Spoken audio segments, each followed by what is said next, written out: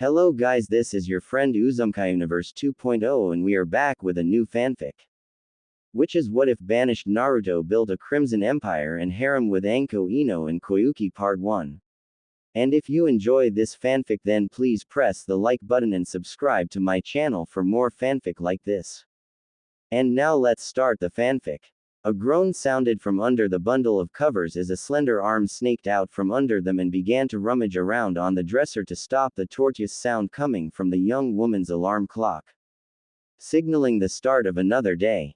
However, today was going to be different from all the others. Today was the day that young Ino Yamanaka could finally stop acting. A day she had been waiting for the past 4 years. Finally finding the button to silence the torture device, the blonde teen threw off her blankets, exposing her form. A lingering smell of wafting up into the air from the previous night's activities. Throwing her legs over the edge of her bed, she stood up and stretched out her sore muscles, ignoring her state of undress as she went through her cycle of light stretches to loosen up her sore muscles, especially the ones in her crotch area. A faint smile on her face as she remembered the events from last night.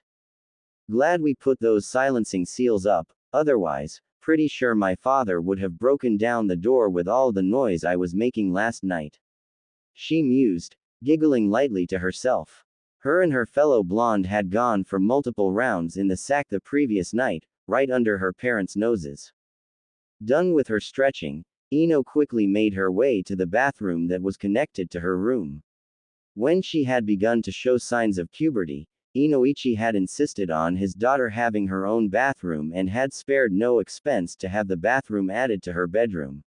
Sure, it took away some of her closet space, but she felt it was a fair trade, since having her own bathroom gave her a sense of privacy.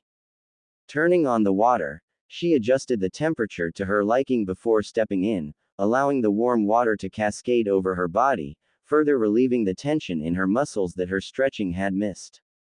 Letting out a soft groan as the warm water worked its magic. As the water fell over her, Ino thought back to last night's other noteworthy event, while she washed up. Mizuki, her former academy instructor, had attempted to steal the scroll of seals last night and had even attempted to frame Naruto for the crime. Going as far as to henge into the young blonde man, though the silver-haired Chunin had not expected that both the young man he had intended to frame and Ino would be waiting for him. Nor did he see the ninja wire stretched out in his path until it severed his head from his body, not even knowing who had killed him. While Naruto had grabbed the scroll, Ino had quickly set to work, altering the dead mon's memories so that when her father inevitably checked the fool's last memories, he would see Orochimaru killing Mizuki. Smirking at the flawless theft of the sacred scroll of seals, Ino shut off the water and stepped out of the shower. Setting to work drying herself off before she slipped on a comfortable pair of panties with a matching bra. Moving to her bed, she knelt down and pulled out a long suitcase of some kind, before dropping it on her bed and opening it. Once opened, she gazed at the container's contents. A majority of the storage space was taken up by a black and purple armor-like outfit. Chakra armor to be exact. Without hesitation, she slipped into the outfit. Before long, she had finished changing into the chakra armor. A special gift given to her by her lover to ensure her safety and well-being. A sleek black and purple outfit, with disconnected sleeves that showed off her shoulders and upper arms. The outfit itself hugged her curves perfectly, allowing them to be more pronounced than usual. A belt full of storage pouches for an assortment of gear and other necessities. Her forearms were covered with elbow-length gloves, with arm guards protecting the back of her hand and forearms. Engraved in them are intricate carvings and seals. Once fully dressed in her new outfit, she reached in case and brought out one last object. A single necklace with a sun-like design painted a crimson-red color. Smiling, she placed the necklace around her neck before closing the case and stowing it under her bed once more. Doing a final check on her chakra armor, she channeled her chakra into her armor, activating it. Satisfied, the blonde kunoichi dropped the seals placed around her room and left. "Morning, Daddy. Going somewhere?" Ino asked as she entered the kitchen, seeing her father about to head out the door. Yes, Hokage-sama has summoned me to check something out, shouldn't take long. He replied before he turned to bid his little princess goodbye, freezing up as he saw the outfit she was wearing now. Princess, what are you wearing? Oh, this. The blonde girl asked innocently. This was a gift. You didn't think I was going to start my career as a kunoichi in my usual academy cloths, did you? Oh, a gift from a certain boy, perhaps. Her mother inquired with a mischievous tone in her voice. She knew her mother was implying the boy she had pretended to be a fangirl for the past 4 years. Their mere thought of her being involved with the supposedly last, loyal, Uchiha made her stomach lurch. Sure, while the raven-haired teen was attractive and definitely skilled, he had already displayed the red flags of being mentally unstable. It didn't help that Sasuke had refused any and all counseling from her father to help him cope with the massacre of his clan at his brother's hands. Maybe. Ino replied coyly with a shrug, deciding not to give anything away just yet. Anyways, I need to go, don't wanna be late for team assignments. Grabbing a piece of toast, she kissed her parents on the cheeks and disappeared out the door before they could ask any more questions. The main one being who in particular gifted such an expensive set of armor to her. While her mother was quick to jump to conclusions, her father would dig for a solid explanation until he was satisfied. That armor looked very expensive. Inoichi noted out loud, unaware of its exact origins. Which didn't sit well with the overprotective father. Oh, leave it be, dear. His wife commented with a giggle. You know there is only one boy her age that could afford something like that. Inoichi merely frowned at his wife's words. Sasuke may have the money to spend on such a gift, but the lone Uchiha did not have the kindness within him to do such an act. No, this gift came from an unknown entity. Anyways, I best not keep Hokage-sama waiting. Inoichi commented before disappearing out the door, pushing the thoughts and questions about his daughter's mysterious benefactor into the back of his mind to inquire about later. Academy. Ino couldn't help but smirk as she walked down the hallway leading to her designated classroom. Countless students would gawk at her, not recognizing her at first. Though while the blonde was amused, she paid them little mind. There was only one person she wanted to see right now. One Naruto Uzumaki. Rounding the corner, she entered the classroom and stopped with a frown. Her fellow blonde's seat remained empty. Looking for someone, Kiroibara. A male voice spoke up from behind her, causing her to smile. Turning around, Ino got her first look at Naruto since last night. But that didn't really count. He was still wearing that god-awful orange jumpsuit he supposedly loved last night. Now though, it was replaced by a similar-looking chakra armor set that she was wearing. Smiling, she jumped up and wrapped her arms around the boy's neck, while at the same time wrapping her legs around his waist, smashing her lips against his in a passion-filled kiss. Much to the shock of the entire class, whom was now stunned into silence as they watched the public display of affection play out. What the hell is this? One Kiba Inuzuka exclaimed, shaking himself from his shock. Hell, if you were going to give up on that prick Sasuke, you could have at least went after a real alpha male, like me. Both blondes merely rolled their eyes at the feral teen's arrogance as they broke their kiss, but ignored him nonetheless, much to his frustration.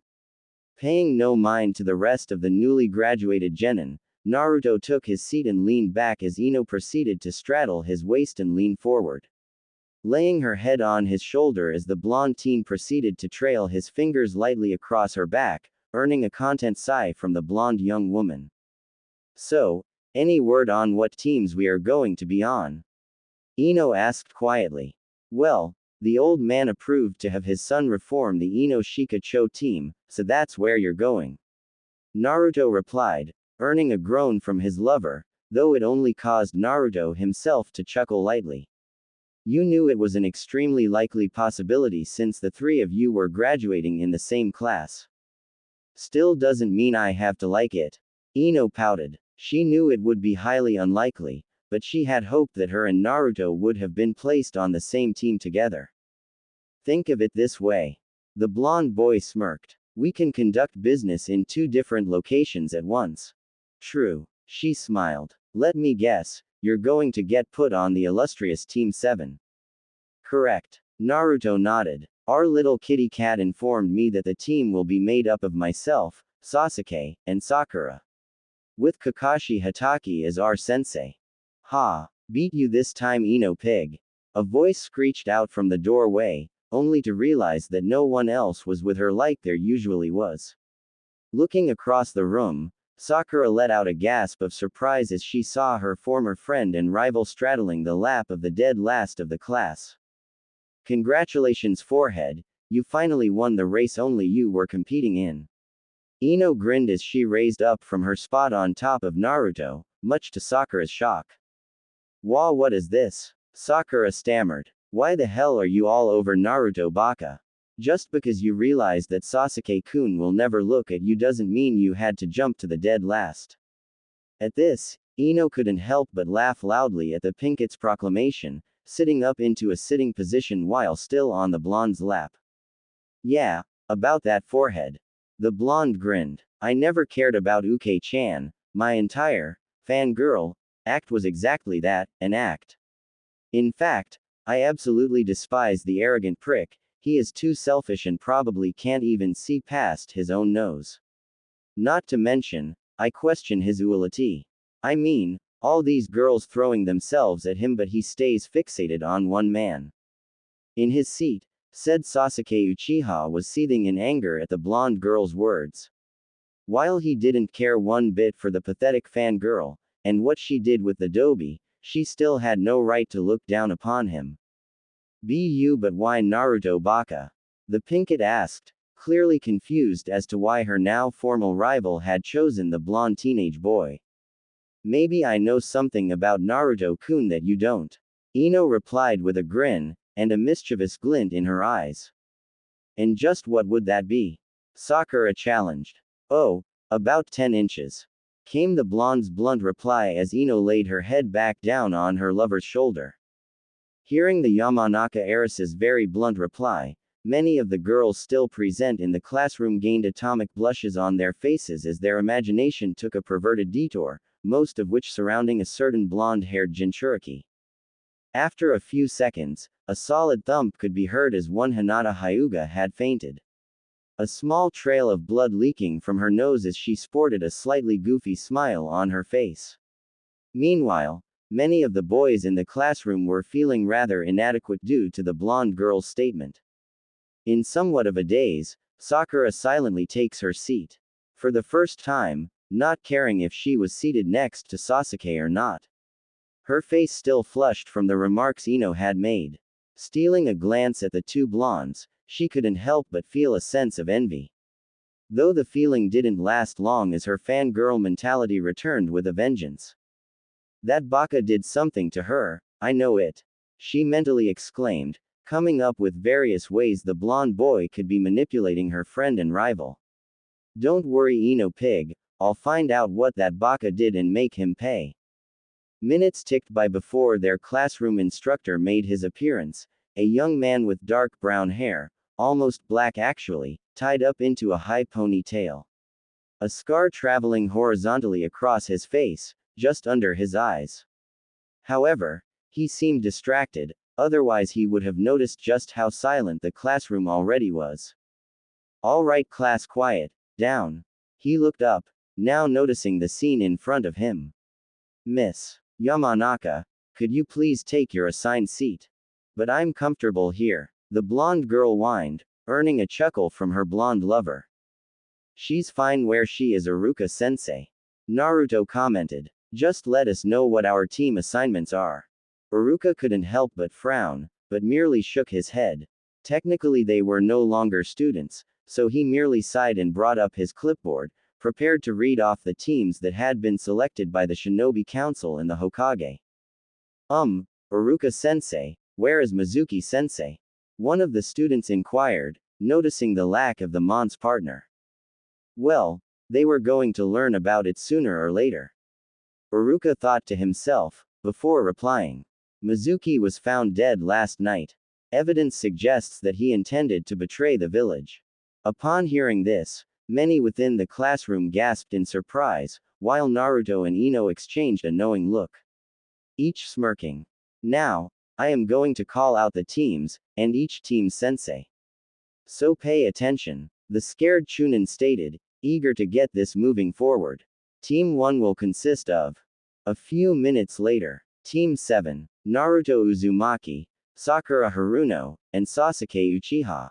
Iruka read off, ignoring the loud cheering from the Pinkett. Your sensei will be Kakashi Hatake. Looks like the kitty cat was right. Ino commented in a low voice, drowning out Iruka's voice as he continued to list the reaming teams. Did you ever doubt it? Naruto replied with a grin. Hey, can't blame a girl for wanting to be on the same team as her boyfriend, can you?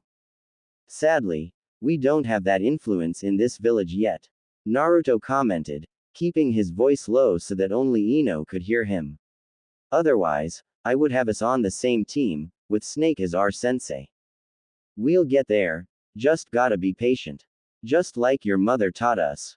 MMHM. Time continued to tick by, as one by one, each assigned team was called away by their respective senseis. Until only the members of Team 7, Team 8, and Team 10 remained.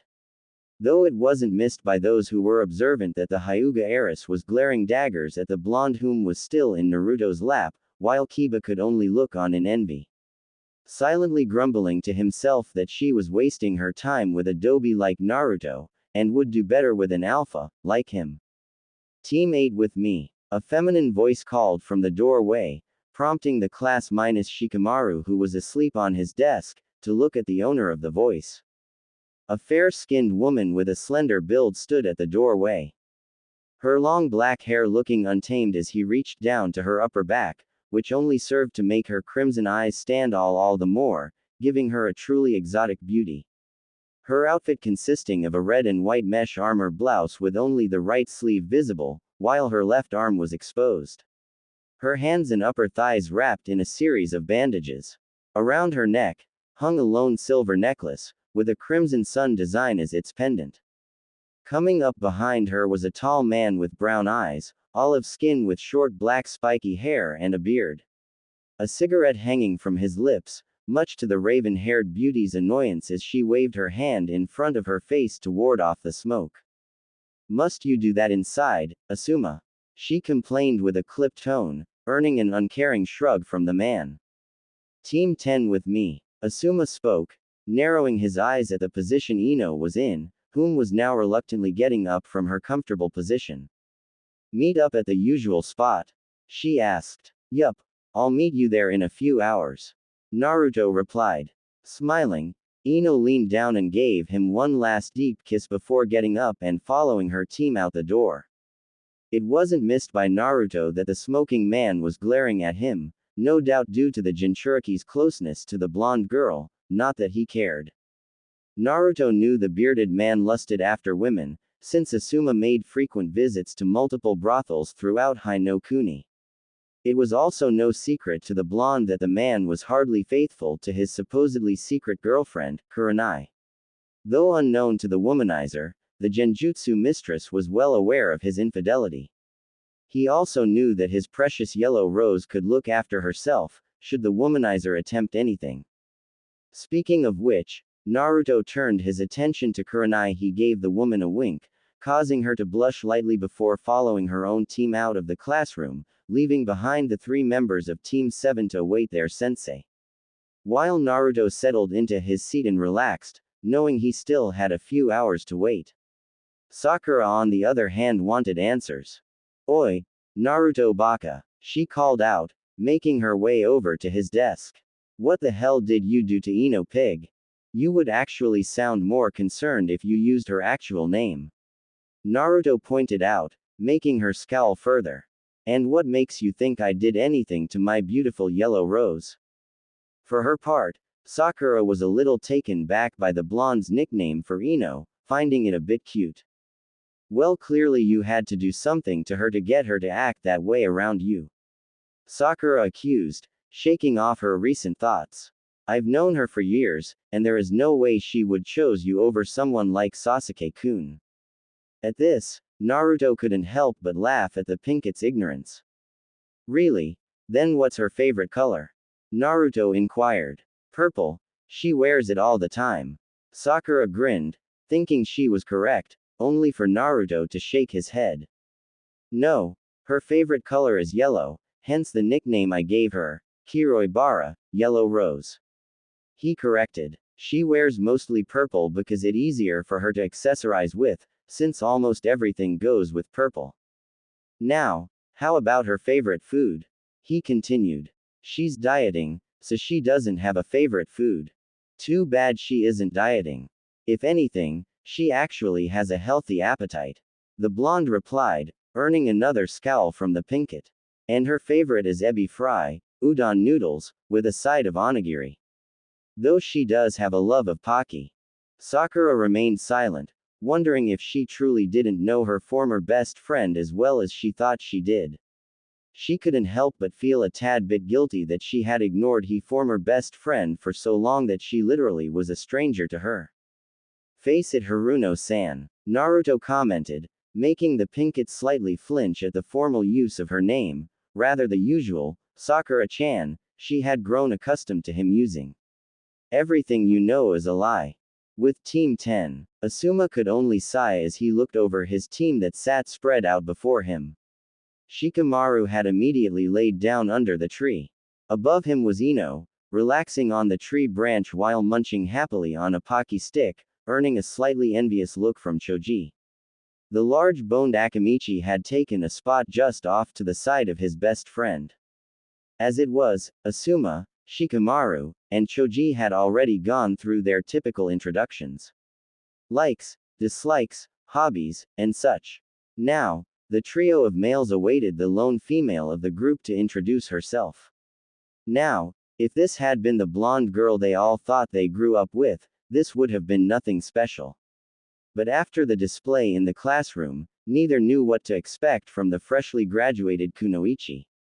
It was as if she woke up a completely different person this morning.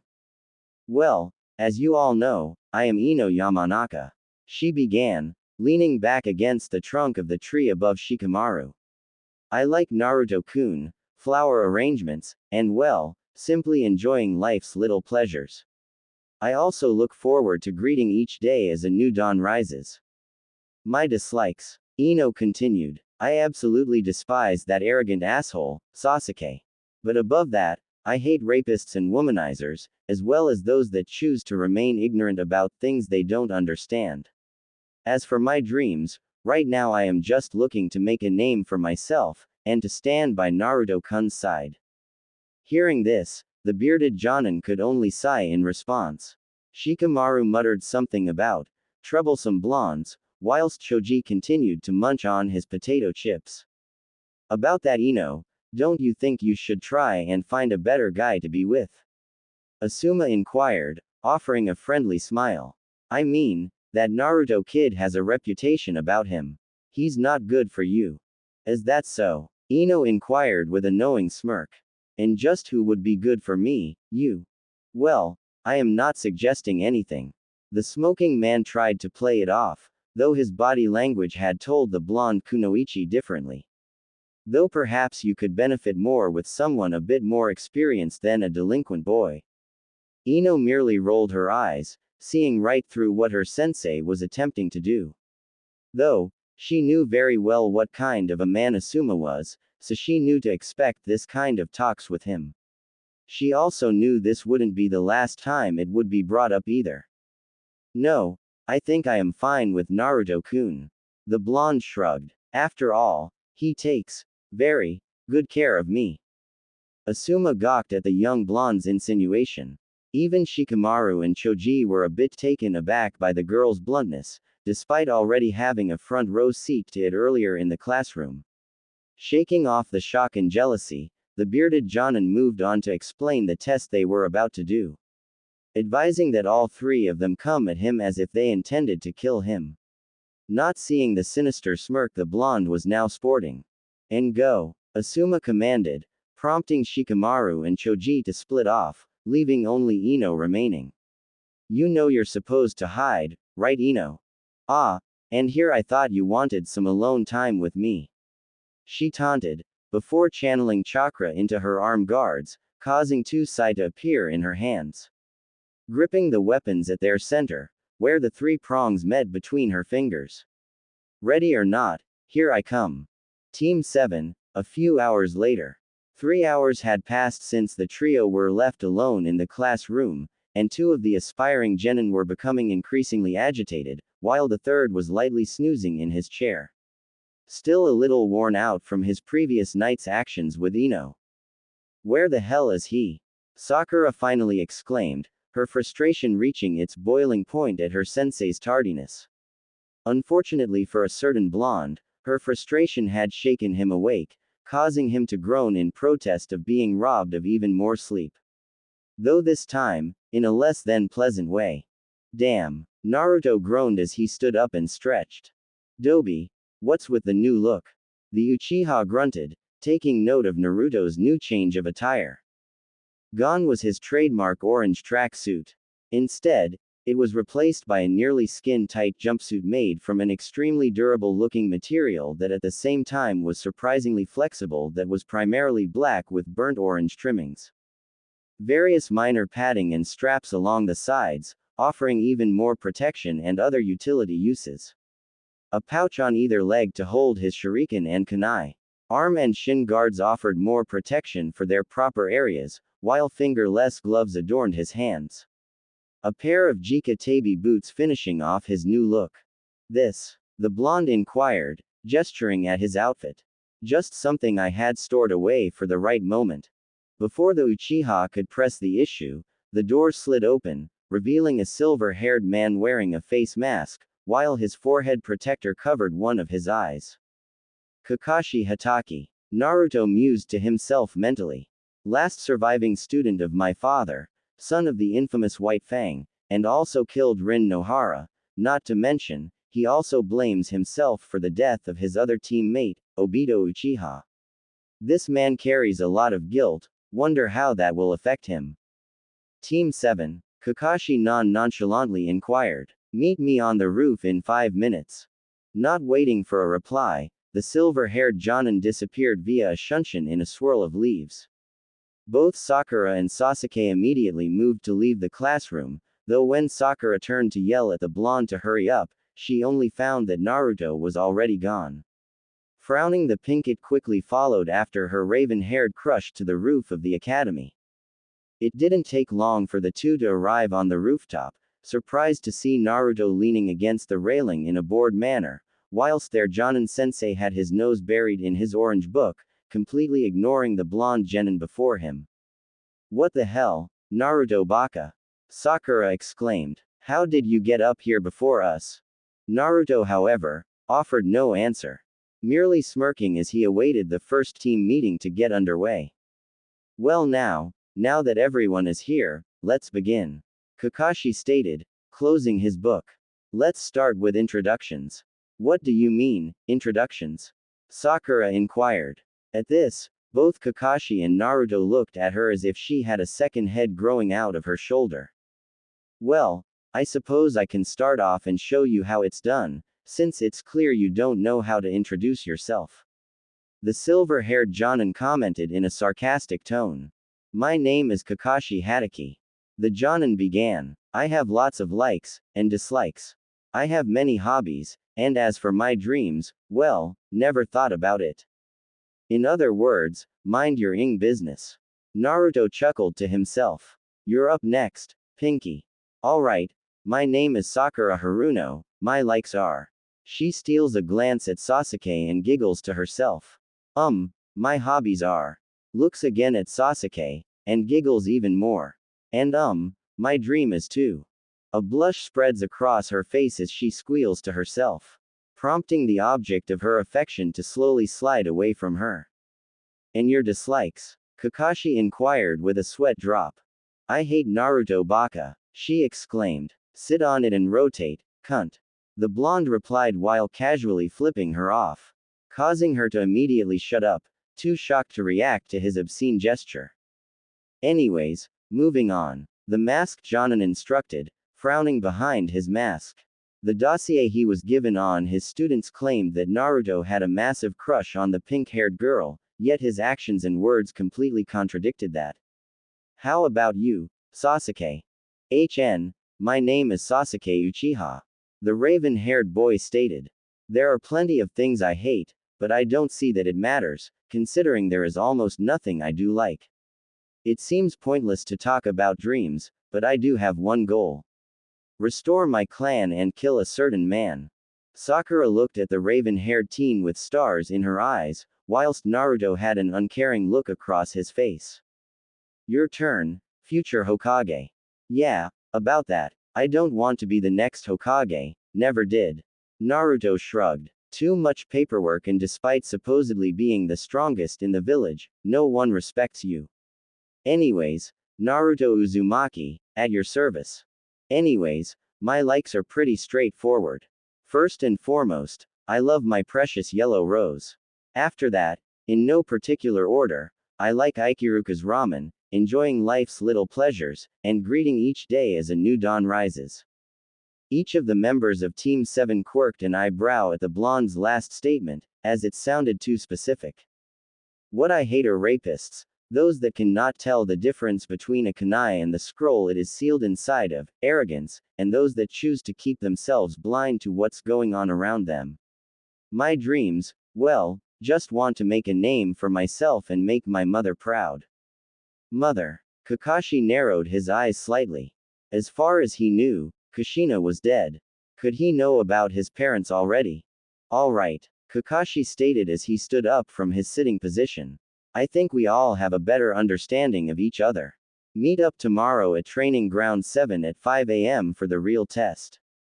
Best bring all your shinobi gear, but I advise you not to eat breakfast, unless you want to throw it up.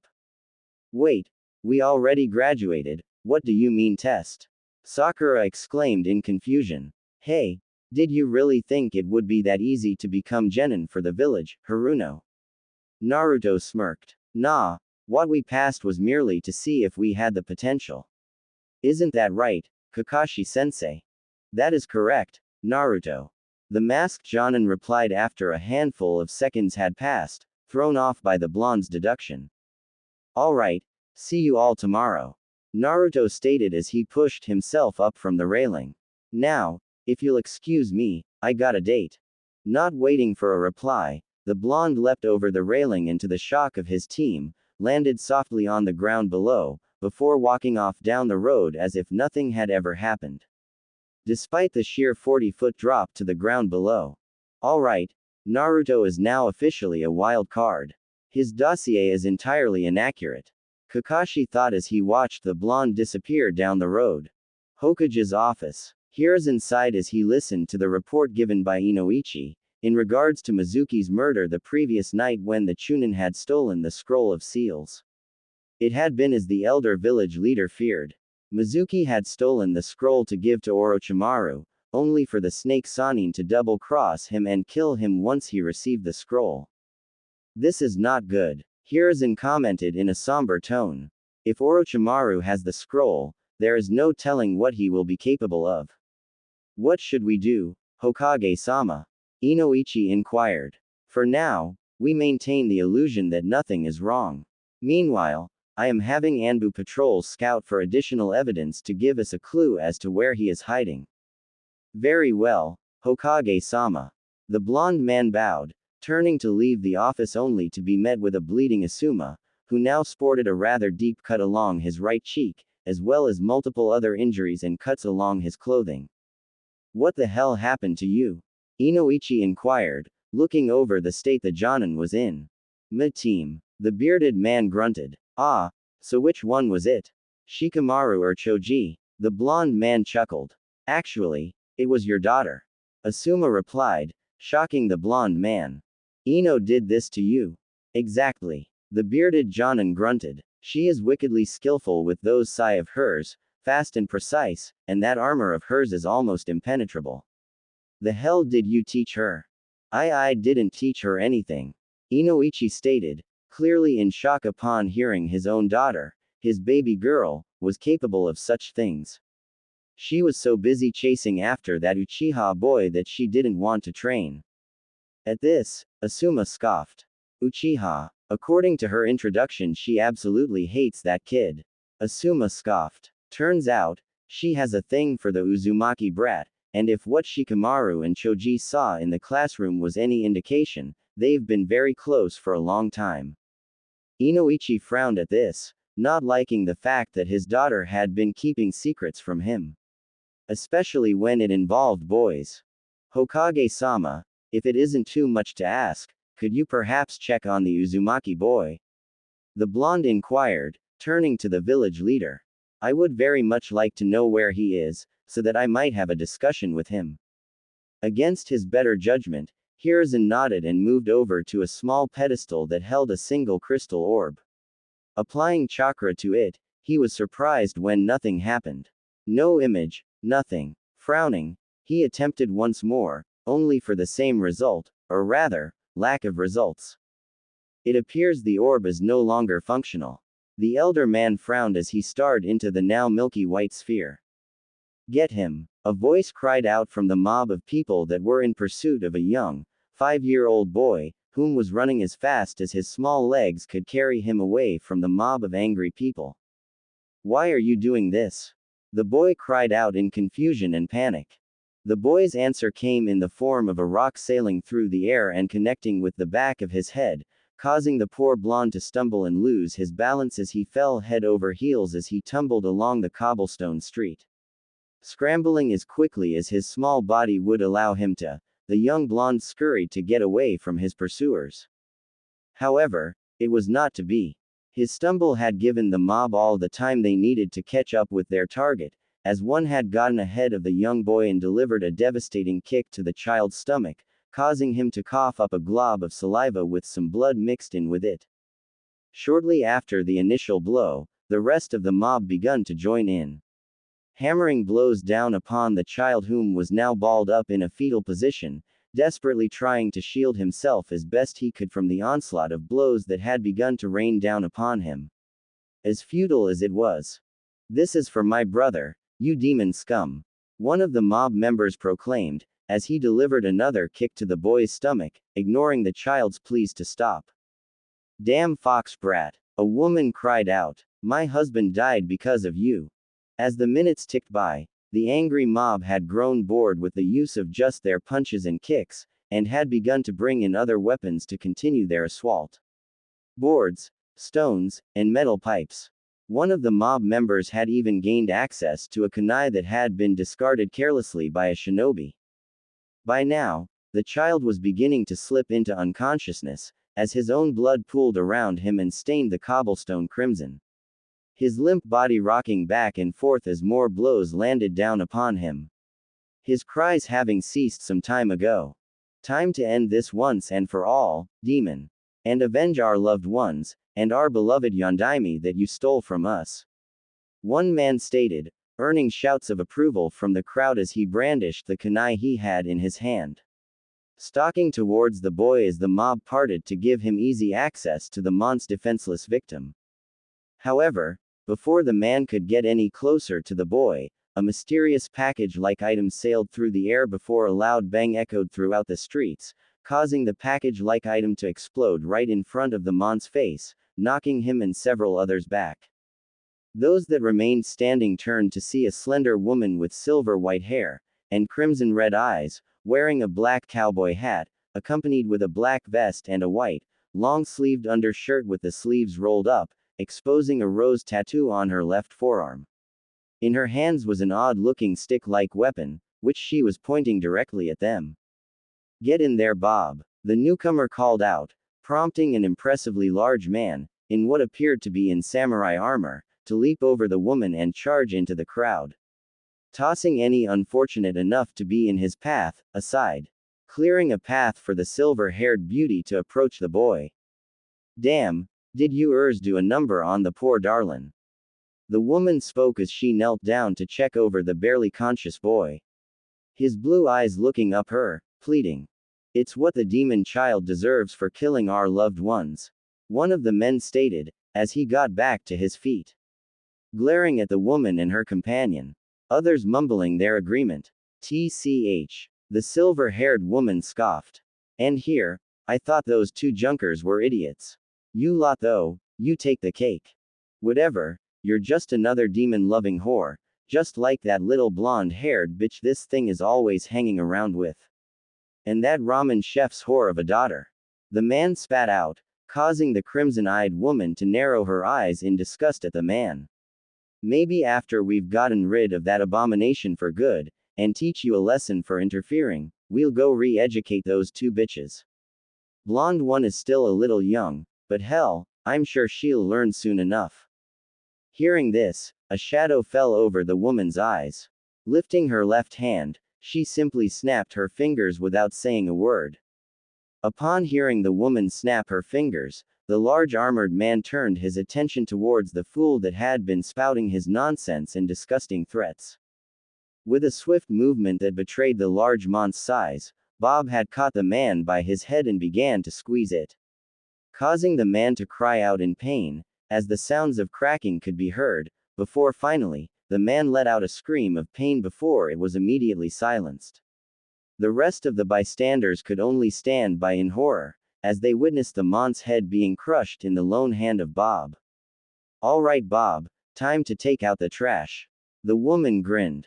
As the large man began to tear through the remaining mob members, the silver-haired woman secured her odd-looking weapon to her back and scooped up the injured boy into her arms and lifted him up.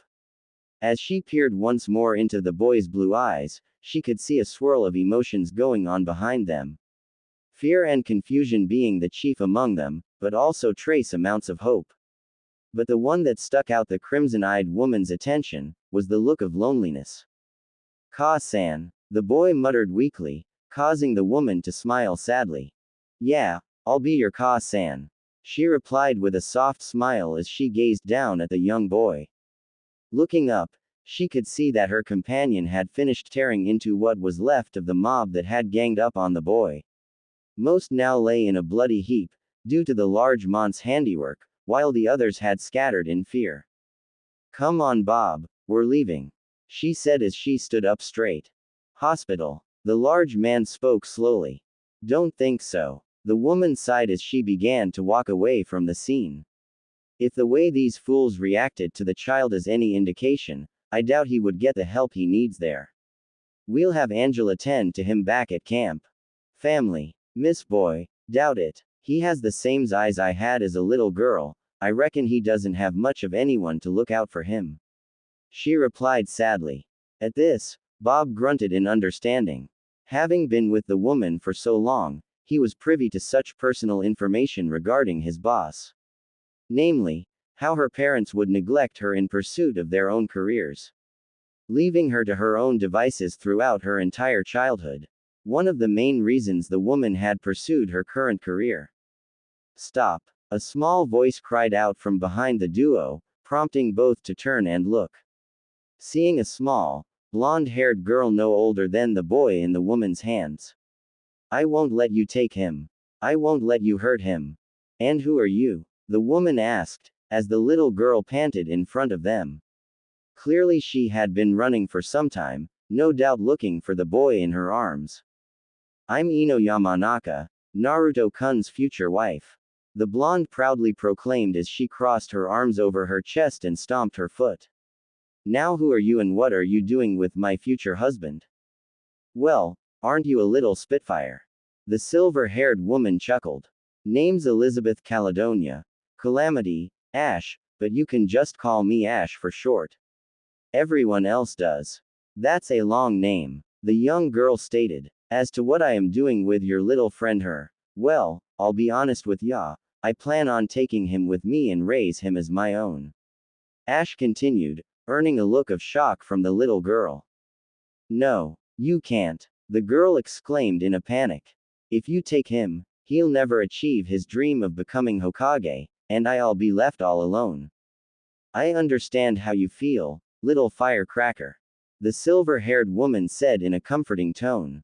But you should know we just stopped a mob of idiots trying to kill your friend here. Evening threatening to do horrible things to you and another girl, daughter of a ramen chef in these parts. Ayame-chan. Ino exclaimed, a look of horror written across her face, as she was now worried about her other friend. We took care of those fools, so you need not worry about that. Ash reassured the girl. However, I reckon they are not the only ones in this village that think the same way. Thinking it would be best if I took the boy and raised him away from here. But, Ino began, tears forming in her small eyes at the prospect of losing her best friend. It's okay, Ino-chan. Naruto replied weakly, as Ash adjusted him in her arms so that he could look to his fellow blonde. I'll come back. You promise? I promise. He smiled. Tell you what, Spitfire. Ash commented, using her nickname for the little girl. I'll make sure you future hubby here writes you frequently. It will be up to you though, to make sure his other girlfriend knows he is safe. This earned a small blush from both blondes, not only at the insinuation of the boy being the young blonde's future husband, but also at the prospect of the slightly older Ayame being seen more than just a friend for the two of them. Pinky promise, Ino demanded, holding out her right hand with her pinky finger extended.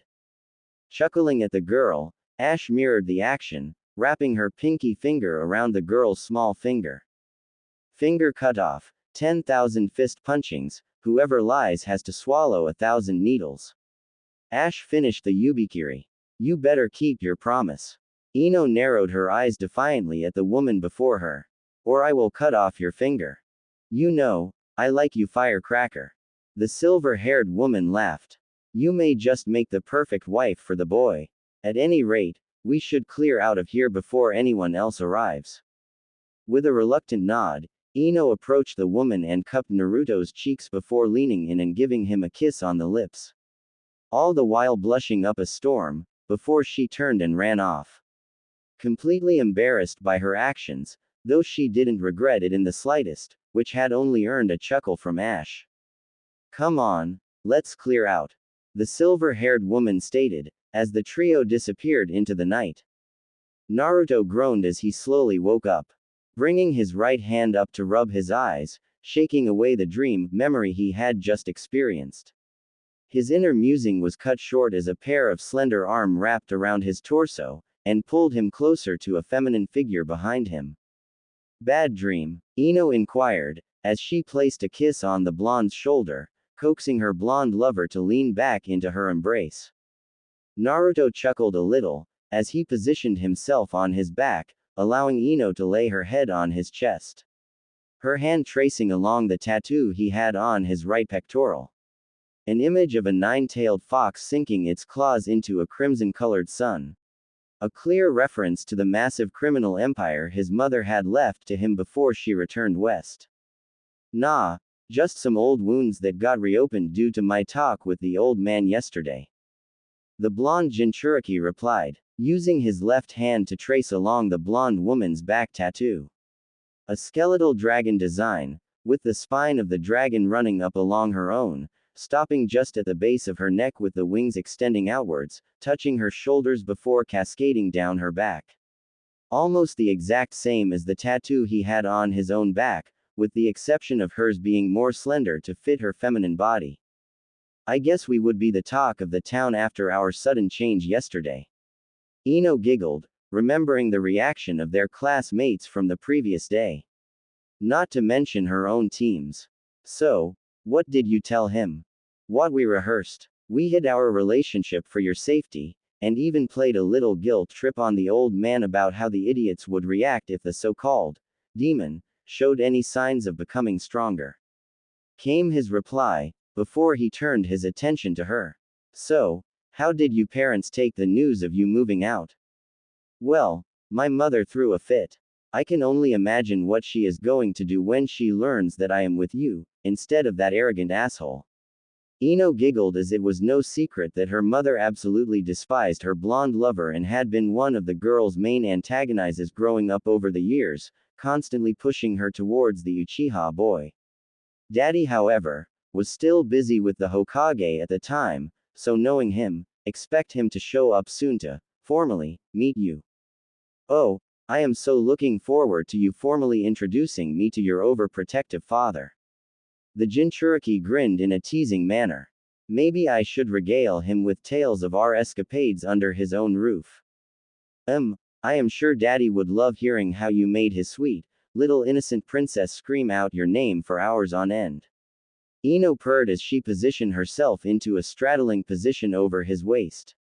Leaning down, she captured his lips with her own. Speaking of which, she whispered huskily into his ear. We have a few hours to kill before we need to meet our teams. You little minx. Naruto grinned, knowing full well what the blonde on top of him was looking to do. Are you sure 2 hours will be enough to sat your desires, my little yellow rose? She moaned as she felt his hands caress her body. Only one way to find out. As the two lovers basked in each other's presence, Naruto peered over at the alarm clock located on the nightstand next to their bed and let out a soft chuckle, catching Ino's attention as she perked her head up from his chest that she had been laying upon. And what do you find funny? She inquired in a teasing tone. Just barely made it, the blonde Jinchuriki responded, nodding towards the clock, showing that it was just 10 minutes before they usually woke up to train and get ready for the day's events. Shower. The blonde young woman agreed, with a hint of mischief in her eyes. Sometime later. So, sated now, Naruto teased, as he joined the blonde mind walker at the breakfast table, fully dressed in his chakra armor and gear, carrying a hot plate of bacon, eggs, and hash browns. A Western-style breakfast, but it was something he came to love while traveling around with his mother. Ino, on the other hand, blushed slightly at the blonde mont's comment, since she had instigated another romp in the shower just moments ago. I suppose for now, Ino replied, taking a bite out of her breakfast. So, what are the plans for today? Well, aside from our team meetings and glorified chore missions. Naruto snorted, with Ino mirroring his reaction. But aside from that, I need to stop by and talk with the property owner of that plot of land over in the red light district. Casino. Nah. Thinking more nightclub. The blonde shrugged dismissively. If we are going to be operating out of this village, we'll need some place we can blow of steam. We got a name for it yet?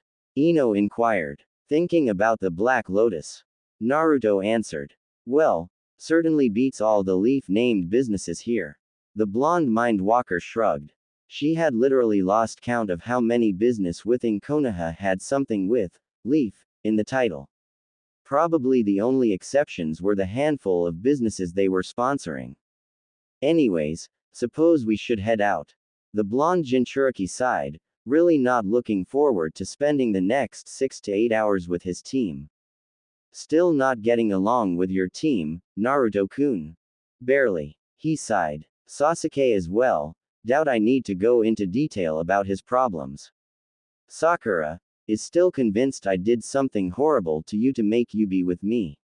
Though I guess the bright side of that is that now she is too focused on trying to expose my evil ways, she hasn't been hanging all over the Uchiha like she normally would.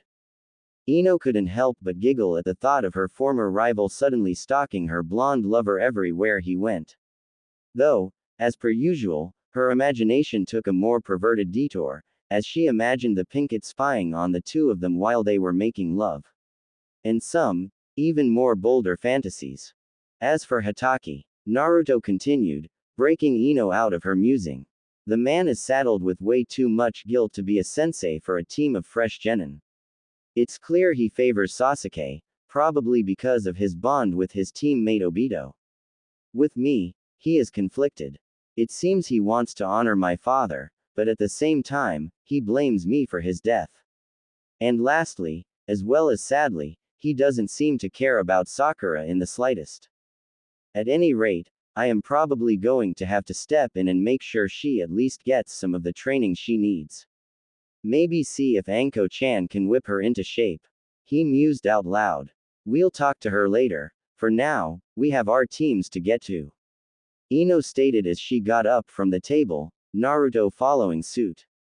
Quickly washing their dishes, the two double-checked their gear before heading out the door, locking it behind them. Though, they were surprised to see someone was waiting for them just outside the property gate. A clear look of frustration and maybe a tad of disapproval. Especially when the man saw his daughter walking out of the home with a noticeable limp and a certain glow about her, causing him to scowl slightly. Uzumaki-san. Inoichi greeted stiffly. Ah, Inoichi dono, what a pleasant surprise. Naruto greeted back with a smile as Ino took hold of his arm in a loving manner. What brings you here so early? Aside from the fact that my daughter suddenly moved out of the home yesterday afternoon without so much of a word to live with a boy, that I find out, she has been dating in secret for some time. The man replied, his tone clipped, showing that he was clearly upset with the current events. I see. The blonde Jinchuriki pursed his lips together.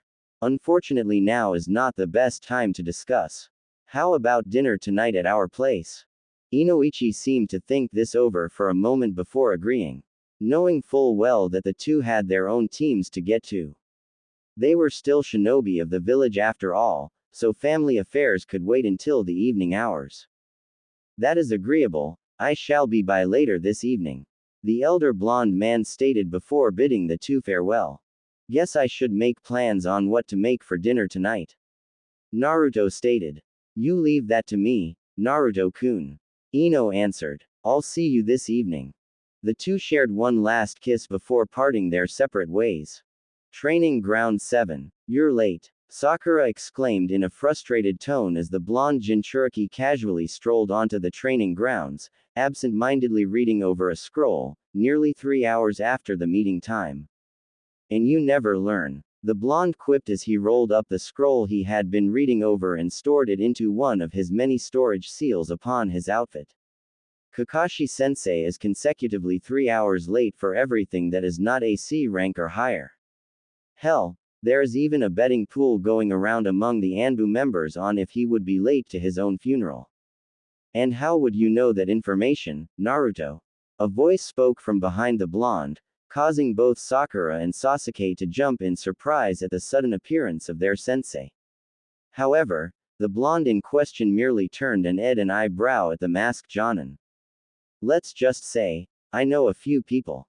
The blonde grinned. And it's not like your tardiness is an S-ranked village secret. Kakashi merely frowned at the jab towards his habits before shrugging it off. Filing away the little tidbit of information that the blonde genin supposedly knew people who had connections within the Anbu. Alright my cute little genin, today we're Naruto-kun. A voice rang out across the training ground, prompting the 4 members of Team 7 to look at its owner. Seeing a brown-haired teenage girl running towards the group, namely the blonde. The young woman had dark brown hair that was tied up into 2 buns on each side of her head, giving her a very panda-esque appearance. Wearing a pink sleeveless kipao-style blouse with red trimmings, and dark green pants. Along her neck hung a silver chained necklace with a crimson sun pendant.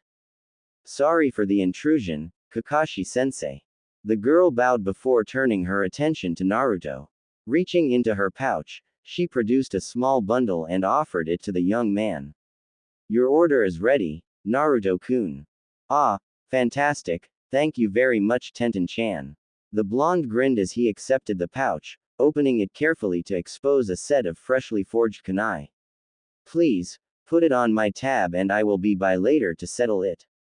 Is that all? The now identified Tenten teased with a sly grin. You do drive a hard bargain. Naruto grumbled. Very well, I shall take you out to dinner this weekend, how does that sound? Perfect. The bun-haired girl grinned. Pick me up at 7, and don't be late. Sakura could only stare at the scene before her, unsure of how to respond. Naruto had just brazenly asked another girl out on a date in front of her, and behind Ino's back. She was sure once she told her former rival about this, she would surely snap out of whatever influence the blonde baka had her under. Of course, this led to another question for the Pinkett. Why was this new girl also so interested in her blonde teammate? Alright, the blonde waved off the bossy brunette. I'll be sure to let Ino-chan know as well. Good, I miss hanging out with her. Tenten stated. Anyways, I gotta go. More orders to fill. See you this weekend Naruto-kun.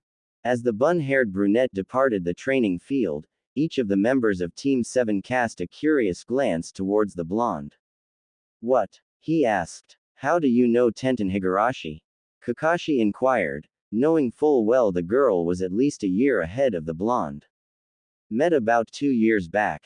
Naruto shrugged. I always go to her when I need shinobi supplies, since her craftsmanship is second to none. You know you can get just as good gear from the Armored Leaf, and at a better deal. The masked Jonin offered. I am a strong believer of getting what you pay for. The blonde stated. I trust Ten-chan's work with my life, and she's the only person I will go to when I need something made. Anyways, let's get started with today's assignments. Kakashi said with an eye smile, as 2 of the 3 genins groaned in protest, knowing the masked pervert was planning on running them through more teamwork drills. Unknown to all of them, Naruto had subtly replaced himself with a shadow clone. Uzumaki home, evening hours. Ino had spared no expense in preparing this evening's dinner for the inevitable confrontation with her parents. More so for her father, as the mont's only fault was being an overprotective father looking out for his little princess. Her mother on the other hand was no doubt going to be a problem, though Ino was ready for whatever the woman would throw at them. After all, the gossip queen of Konoha had a juicy little tidbit of information about her own mother that was going to shake the very foundations of her parents' relationship. The blonde mind walker had prepared a sizable banquet, mixing dishes from both east and west. Using various recipes she liked from Naruto's mother's recipes, as well as some local cuisine she knew her father would enjoy. Naruto had attempted to help her in the kitchen, key word, attempted, but she was quick to shoo him out, though grateful for his effort nonetheless. Shortly after Ino had set the table, the seal warning the duo of visitors alerted the 2 that their guests arrived. Giving the blonde Jinchuriki a nod in confirmation, the 2 made their way to the entrance of their new home to greet their guests. Sure enough, standing outside the property gate was Ino's parents. Her father still have a look of apprehension on his face, while her mother shot a look of disdain towards the blonde boy. Ah, welcome to our home Inoichi Dono, Himiko Dono. Naruto smiled as he greeted the couple. Please, come in. Doing a quick hand seal to allow entry, allowing the 2 to enter the property. Thank you for inviting us over, Uzumaki-san. The blonde male replied as Ino greeted him with a hug, his tone short but polite nonetheless. Himiko on the other hand remained silent, a scowl etched across her face as her eyes darted along the property. Looking for the smallest thing to complain about, though finding nothing that she could draw her husband's attention to. She desperately wanted to find something her husband wouldn't approve of and force their daughter to come home and not stay with that thing any longer. In a word, the woman was completely upset. She had thought she had guided her daughter to pursue the lone Uchiha, in hopes of gaining access to the Uchiha family's massive wealth. Instead, she had learned from her husband that her daughter had been in a relationship with the demon spawn, and from what Inoichi had told her, it was clear the 2 had been secretly dating for some time now. Meaning Ino's entire pursuit of the Uchiha was a facade she had put up, which only further disappointed the blonde woman. Upon entering the home, a mouth-watering aroma filled their nostrils as the couple were greeted by the sight of the tantalizing banquet their daughter had prepared for them. Almost as if in shock, Inoichi turned towards Ino, seeing an extremely proud look on her face. Did you prepare all of this? He asked. Yup. Ino beamed as Naruto placed an approving hand on her shoulder, allowing the young blonde woman to grasp it lovingly. It's a mixture of dishes from both east and west. It certainly smells good, Himiko commented, turning her attention towards her daughter. Did you prepare this all by yourself or did Naruto-kun was a dear and did offer to help me? Ino interrupted. However, I insisted on preparing dinner myself. So he helped in other areas, setting the table and such. I do what I can to please you, Naruto replied, as he kissed his girlfriend's hand, earning an amused look from the girl's father, and a deepened scowl from the mother. For the most part, Inoichi was surprisingly pleased with how the young man had been treating his daughter. Due to his many years of service inside the torture and interrogation corps, the blonde man was able to pick up that the two had an extremely deep connection to one another. No doubt due to years of seeing one another in secret, as well as no doubt training in secret as well. Which lead to a question the blonde man was looking to find an answer for. So, Uzumaki-san, please, call me Naruto. The blonde Jinchuriki interjected as he pulled out a chair to seat his blonde lover at the table, while Inoichi mirrored the same act with his own wife. Very well, Naruto. Inoichi nodded. As I understand it, you and my daughter have been seeing each other in secret for a while now. I am curious though, why the secrecy? Well, Inoichi dono. Naruto began, taking his own seat as Ino proceeded to dish plates for her parents. I am not blind to how a majority of the villagers view me, nor am I naive enough to believe that these same villagers would not stoop so low as to attack those who I hold dear, just to harm me. So, the secrecy then was for the safety of my daughter then, and not because you were ashamed to be seen with her. The blonde man surmised as he took a bite from the food his daughter had served him. Noting its rich flavor, he made a mental note to ask if his daughter would be willing to part with the recipe. With all due respect, Inoichi dono. The blonde Jinchuriki chuckled. Any man that would be ashamed to be seen with your daughter should have their brains monkey stomped and mailed back to their mother. Inoichi couldn't help but chuckle to himself at the young man's blunt response. I still don't get it. Himiko began, turning towards her daughter. Why did you choose Naruto-san over someone of higher pedigree like Sasuke? At this, Inoichi could only groan. His wife had made it no secret that she was pushing for their daughter to pursue the boy, especially after he became the sole survivor of his clan's massacre at the hands of his own brother. Naruto, on the other hand, remained quiet since the question, while a jab at his orphan status was directed towards his beautiful yellow rose. Well, Naruto-kun has everything I am looking for in a man. Ino casually responded, gently patting his hand. He's smart, skilled, and not to mention compassionate and attentive. But is his trustworthy? Her mother pursued. After all, he did hide his potential from not only his other classmates, but also Hokage-sama himself. He could be hiding other things as well. Himiko, that's enough. Inoichi sighed, trying to de-escalate the situation that his wife was creating. Then that would mean I am untrustworthy as well. The young blonde woman stated, looking her mother in the eyes. After all, I hid my skills from everyone as well. However, deception is the bread and butter of being a shinobi. If our own comrades are unaware of what we are truly capable of, then neither are our enemies. Her father couldn't help but frown at that reminder. Since it was true that many shinobi would hide their abilities from one another. I still think you should have continued your pursuit for Uchiha-sama and been a loyal wife to him, like I am to your father. So what you're saying, Himiko-san, Naruto began, taking a sip from the wine glass that accompanied the meal, is that you would prefer your daughter to be in an emotional, and potentially physically abusive relationship with an individual that has already displayed red flags for mental instability. The woman in question couldn't help but scowl at the boy's audacity to insult the sole Uchiha. Though before she could retort, Ino had scoffed before leveling a glare at her own mother.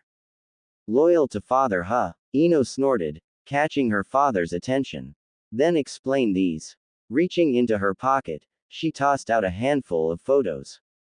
Photos that made Himiko's blood run cold, and Inoichi's to boil. Spread across the dinner table were various pictures of the woman engaging in UAL acts with one Asuma Sarutobi.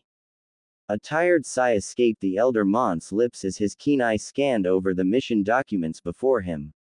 Many would assume that the Hokage just randomly tossed mission scrolls to the genin teams that entered his office, but in reality, each mission was carefully scrutinized and set aside for the appropriate team that met the criteria to complete the mission.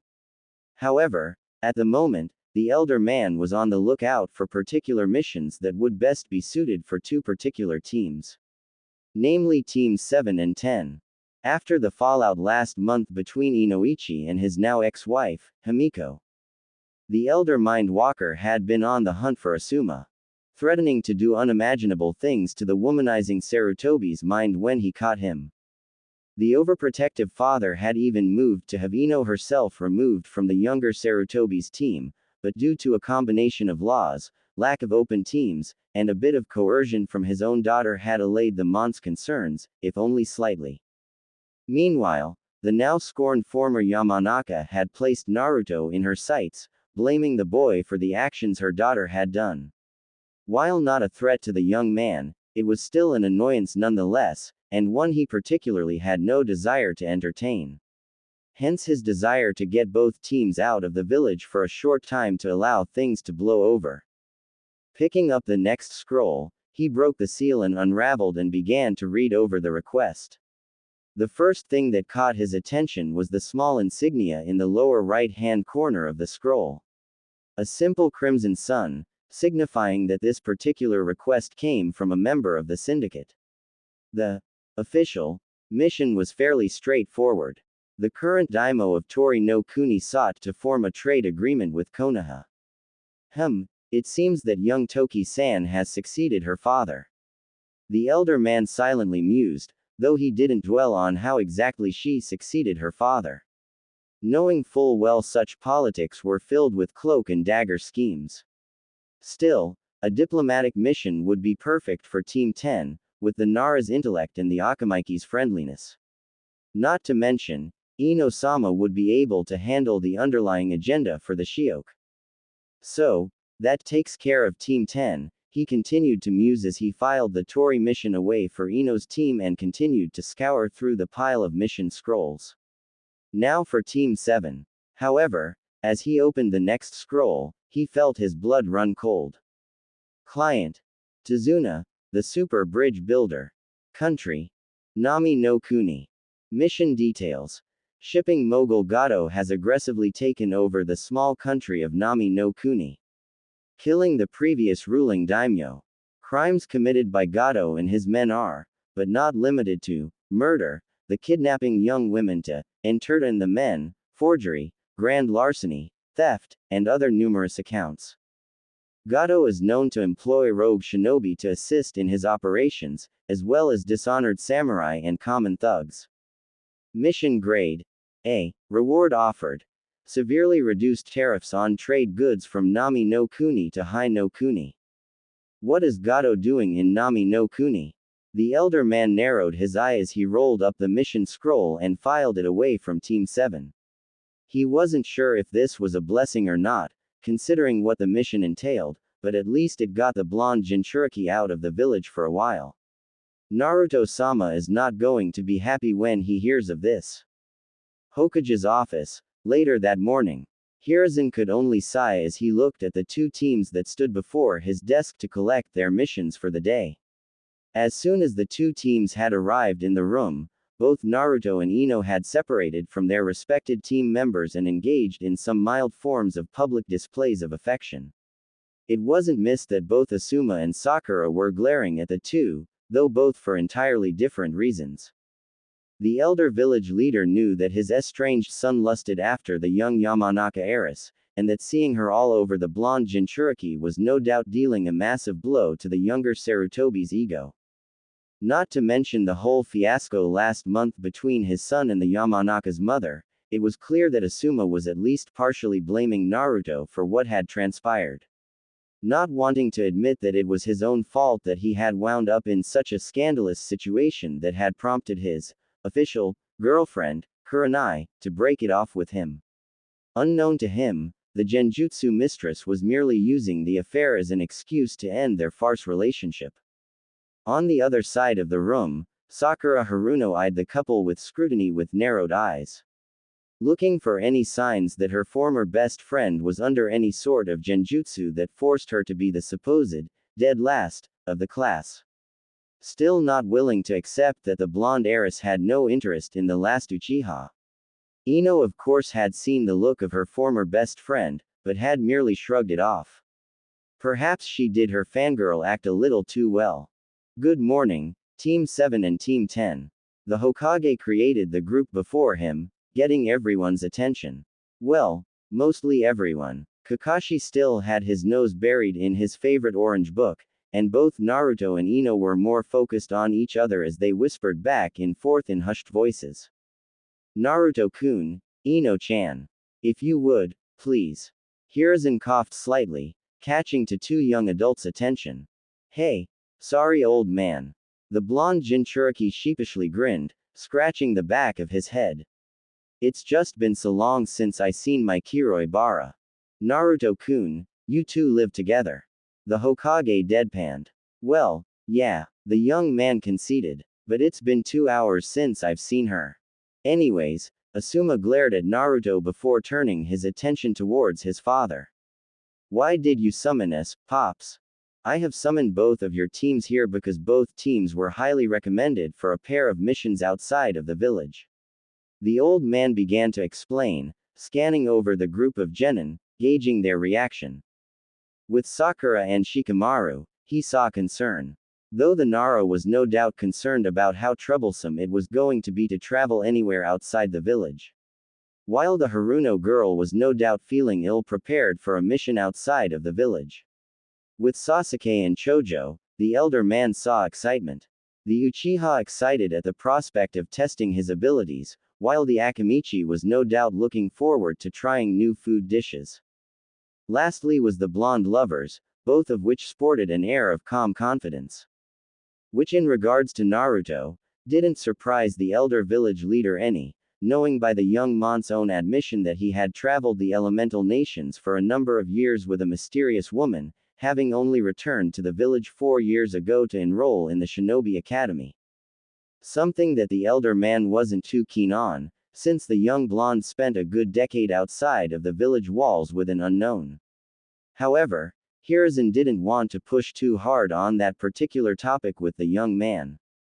Opting instead to try and gain his trust in hopes that Naruto would open up about the mysterious woman he had traveled with. For Team 10, you will be traveling to Tori no Kuni to speak with the newly instated daimyo, Toki Nagasawa, whom had recently succeeded her father, Awashi. Hiruzen explained, shaking off his former train of thoughts. Hearing this, both Naruto and Ino quirked an eyebrow. Grinning, Naruto turned to his lover and leaned in. Be sure to stop by and get a bottle of Yuki Nigori strawberry sake, she loves that stuff. He whispered, earning a small giggle from the Yamanaka heiress, which did not go unnoticed by the other occupants of the room. Team 7, you get to travel to Nami no Kuni. The elder village leader continued, tossing Kakashi his team's mission scroll, deciding to ignore the chatter between the two blondes. Apparently, the shipping mogul, Gato has taken over the small country and has been running it dry. Hearing this, both blondes' eyes narrowed dangerously as they recognized the Mon's name. However, they didn't get a chance to dwell on it long, as the elder man paged his secretary to show the client from Nami no Kuni in. An elderly-looking man with a strong stench of alcohol rolling off of him, and not the good quality stuff, but rather the cheap stuff that smelled like a pig pissed it out, prompting both Naruto and Ino to channel chakra into their armor, forming a gas mask of some kind to cover their mouth and nose. Much to the jealousy of the others in the room. So which group is my escort? The alcoholic slurred out, already inebriated. That would be my team, sir. Kakashi answered, stepping forward. My name is Kakashi Hatake, and these are my students. Sasuke Uchiha, Sakura Haruno, and Naruto Uzumaki. Great, the client sighed. I get 3 boys and a cripple. I'm a girl, Sakura exclaimed, her face red with fury as she edged her fist back to pummel the drunken old man, only to be stopped by Kakashi. Meanwhile, both Naruto and Ino couldn't help but snicker at the Pinket's unfortunate misidentification. Unlike Ino and other girls in their graduating class, Sakura just didn't fill out as well, giving her a rather flat physique. No doubt, due to her dieting that she had started early in her pre-teen years. Anyways, Kakashi spoke, ignoring the insult the client had tossed at him. Team 7, gather what supplies you will need for the mission and meet at the gates in 2 hours. Same for you, Team 10. Asuma added as Kakashi led the client out of the office, followed closely by Sasuke and Sakura. 2 hours, huh? Naruto mused loudly. More than enough time to grab a bite to eat. What do you think, my lovely Kiroi Bara? I would love to. The Yamanaka heiress grinned, grasping her lover's hand. You are to be preparing for a mission, not going on a date. Asuma reprimanded the two, earning a scoff of dismissal from the blonde Jinchuriki. Already got everything we need. Naruto responded with a shrug before turning back to Ino. Shall we? Let's. She replied, departing the office with her blonde lover. With a frustrated sigh, Asuma was about to depart before a cough from his father stopped him. Mind yourself while you're outside of Konoha, Asuma. Hiruzen warned with a firm voice. You're already under enough public scrutiny due to your relations with Himiko. You don't have to remind me, Pops, I get it. The younger Sarutobi groaned, not wanting to get lectured, again. Hell, he felt no guilt in what he had done. If Inoichi had satisfied his woman more, she wouldn't have come to him in the first place. Asuma's only regret was that Kurenai had found out, costing him a chance at getting with one of the hottest pieces of asses in the village. Rivaled only by Anko, perhaps. Not giving the old man time to continue the tongue lashing, Asuma quickly departed the office. Ramen Ichiraku. So, both of you got assignments outside of the village. And in a twist of irony, both missions are connected to the family business. The brown-haired ramen waitress grinned, knowing full well the mission selection was anything but ironic. Well, only one is officially family business. Naruto stated with a slight scowl. That bastard was supposed to remain in Kurigakure, supplying the rebels. He better have a son of a bitch. What is it, Naruto-kun? Both girls looked at the young criminal kingpin. That's probably why I haven't heard from Kaiza-san or Tsunami-san. The blonde frowned. Bastard probably moved in and took over their operation. Do you think Tsunami-san is? Ayame questioned with a concerned expression. I don't know. I hope not. Naruto sighed. Why couldn't this have happened while we were still in the damn academy? Could have easily went to Nami no Kuni and dealt with the bastard and returned with no one being the wiser, but, now I am going to be forced to travel at the pace of others. All I know, is that I am going to impale that fat-ass head on a pike when I get there. I don't even know why you put him in charge of anything to begin with. Ino frowned. While she had never met the slimy man, thankfully, just reading over his file gave her a bad feeling about him. Kaiza vouched up and down for him. He answered with a frown.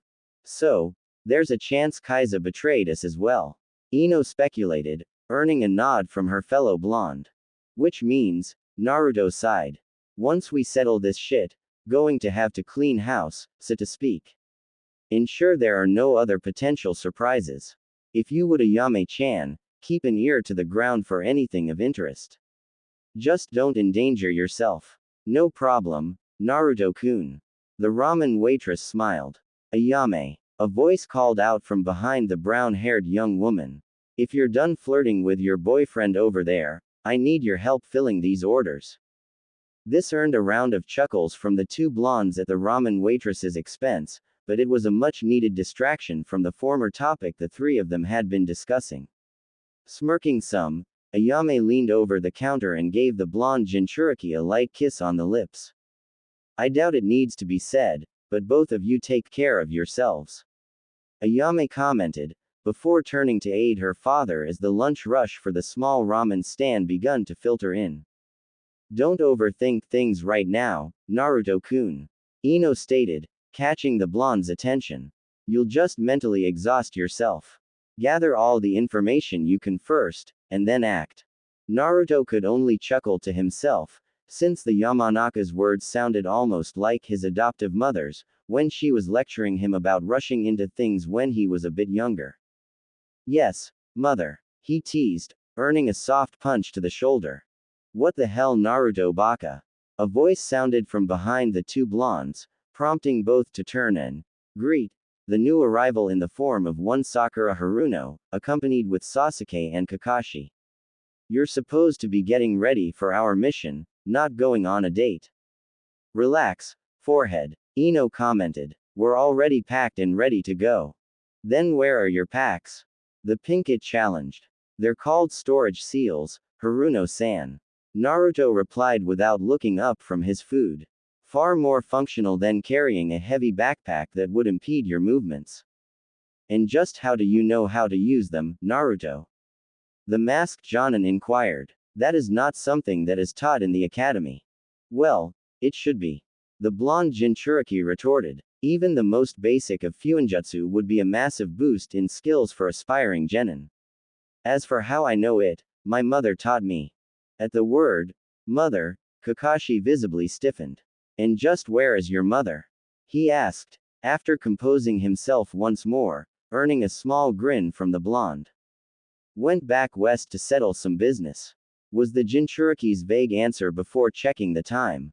30 minutes before we have to meet at the front gates. Will you be on time, Kakashi-sensei, or should we expect you to arrive 3 hours late, as usual? Kakashi could only frown in response, though he could see that the rest of his genin team was also curious as to what his answer would be. With a reluctant sigh, the masked Jonin nodded. Just be at the gates in half an hour. He relented. Just enough time to see a few people before we head off then. Naruto stated as he stood up, and paid for the two blondes' meals, giving Ayame a wink as he did so before leaving the ramen stand. All while ignoring the questioning looks his team was giving him as he walked away with Ino by his side. Konoha main gates, 30 minutes later. Naruto and Ino were not the least bit surprised to see Kakashi actually arrive on time for the mission, unlike the rest of the gathered genin, whom were looking at the silver-haired Jonin as if he had grown a second head. Alright, Nami no Kuni is only a few days' travel from here. Kakashi began to instruct his team, hoping to prepare them as best he could mentally for what was no doubt going to happen during this mission. As this is an A-rank mission, we can expect to be attacked by enemy shinobi. All of you may very well get your first kill on this mission. Hearing this, both Sakura and Sasuke paled visibly, whilst Naruto merely shrugged his shoulders in an uncaring manner, earning a quirked eyebrow from the masked Jonin, but remained silent about the blonde's attitude for the time being. Making a note to question him about it later.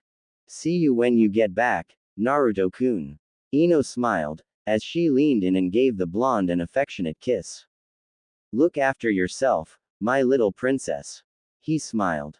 Come on, Ino, let's go.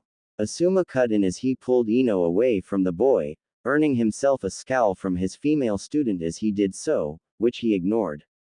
We have a long trip ahead of us.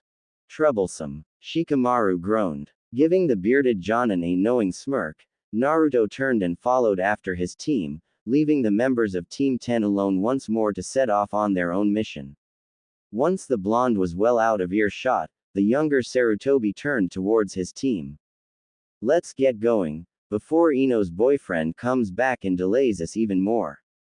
He commented, though it wasn't missed the amount of venom he put on the word, boyfriend. Why, Asuma-sensei, you sound jealous. Ino taunted. Still think you would be better off finding yourself a real man. The bearded Jonin shrugged, trying not to let the young blonde's comment get under his skin. Not some boy pretending to be a man. Oh, Naruto-kun is a real man. The Yamanaka grinned, as she saw her prodding was starting to aggravate the womanizer. At least he has no need to sneak around and sleep with married women.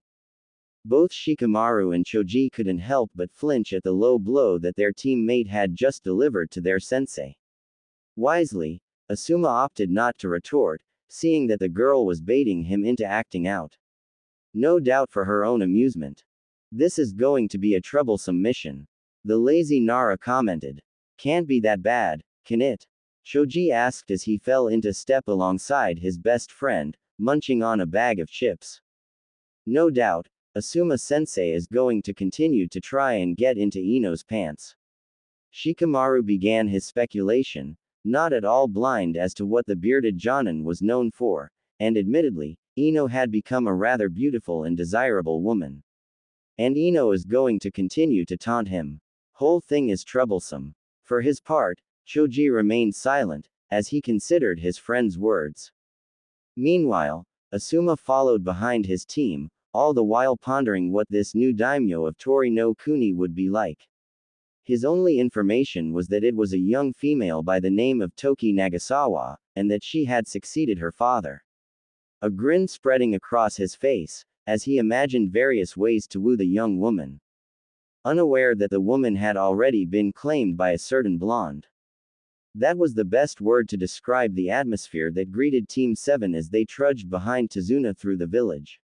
It felt as if all happiness and joy had been ed out of the town, leaving only a sense of foreboding and depression hanging in the air. Children that should have been laughing and playing in the streets were huddled up against decrepit buildings, trying to make themselves as small as possible at the sight of the newcomers, cowering in fear. What was once a clean and paved primary road through the center of the village was now littered with trash, debris and in serious disrepair as deep ruts carved up the street. On each side of the street were dozens of run-down buildings with their windows boarded up, doors falling off and broken windows with the telltale signs of the place being robbed of whatever it had. A few of the buildings even had scorch marks from when a fires had broken out. However, what made Naruto's blood boil was the sight of various women crying in the alleyways between the buildings, covering their faces in shame due to the acts they had to perform just to keep their families safe and fed. I swear to Kami, I am going to gut that fat, greedy, feed him his own entrails and then shove his severed head up his ass. Naruto silently seethed as he took a moment to readjust Kakashi's limp weight on his back.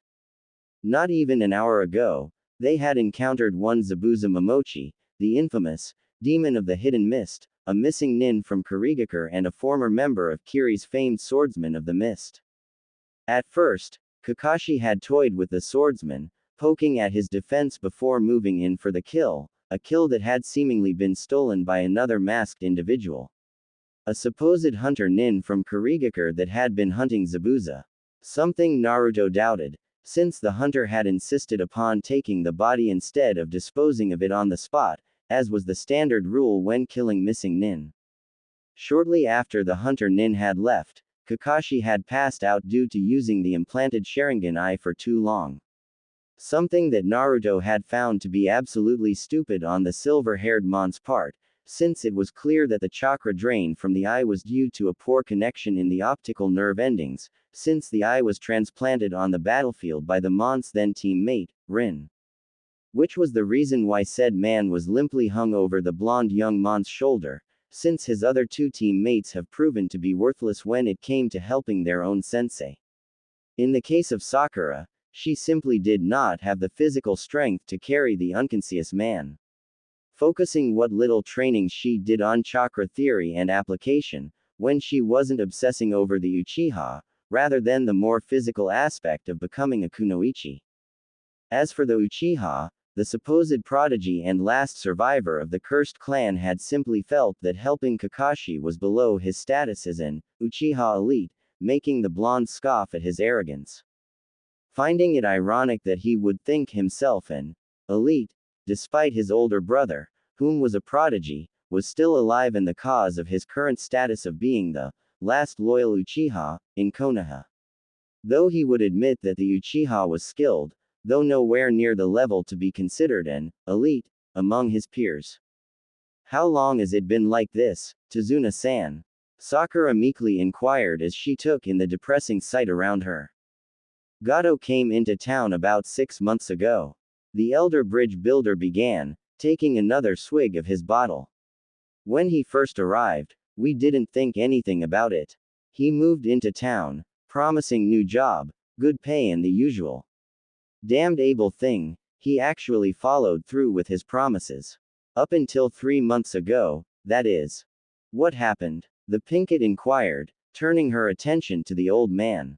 It all went to shit, came Tazuna's blunt response. Those that had eagerly accepted the jobs Gato had provided were the first victims of his cruelty. Gato had exploited the personal information of his newly acquired employees, targeting their families first. Threatening that as long as they did what they were told, their families would be safe. Didn't matter.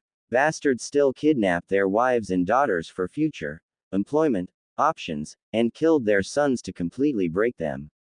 Sakura had paled at the implied fate that the women were no doubt suffering at this very moment, making her feel nauseous at the thought.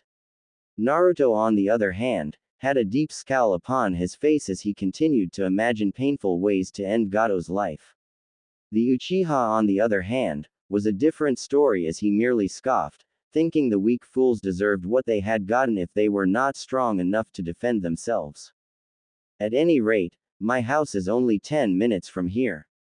The elder man grunted, taking another drink from his gourd in hopes to wash away the memories that plagued him. Especially that of his now estranged grandson.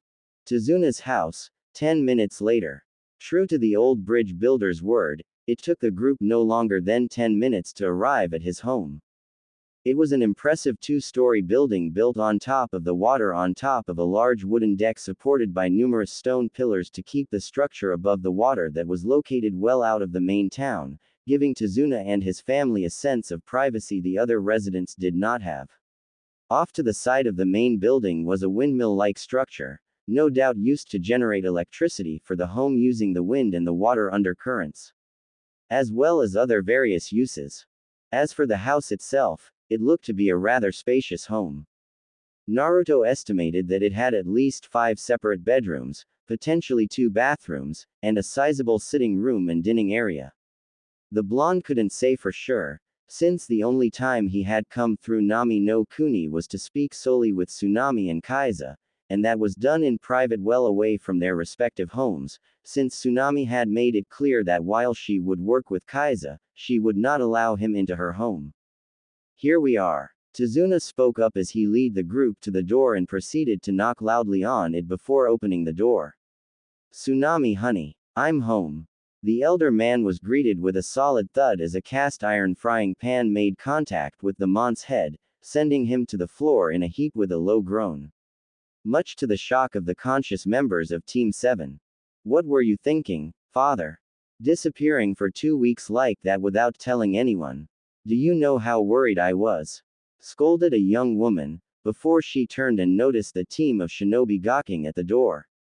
Her eyes scanning over each of them shrewdly, before her eyes settled on Naruto himself, causing her to gasp slightly as her eyes widened a fraction.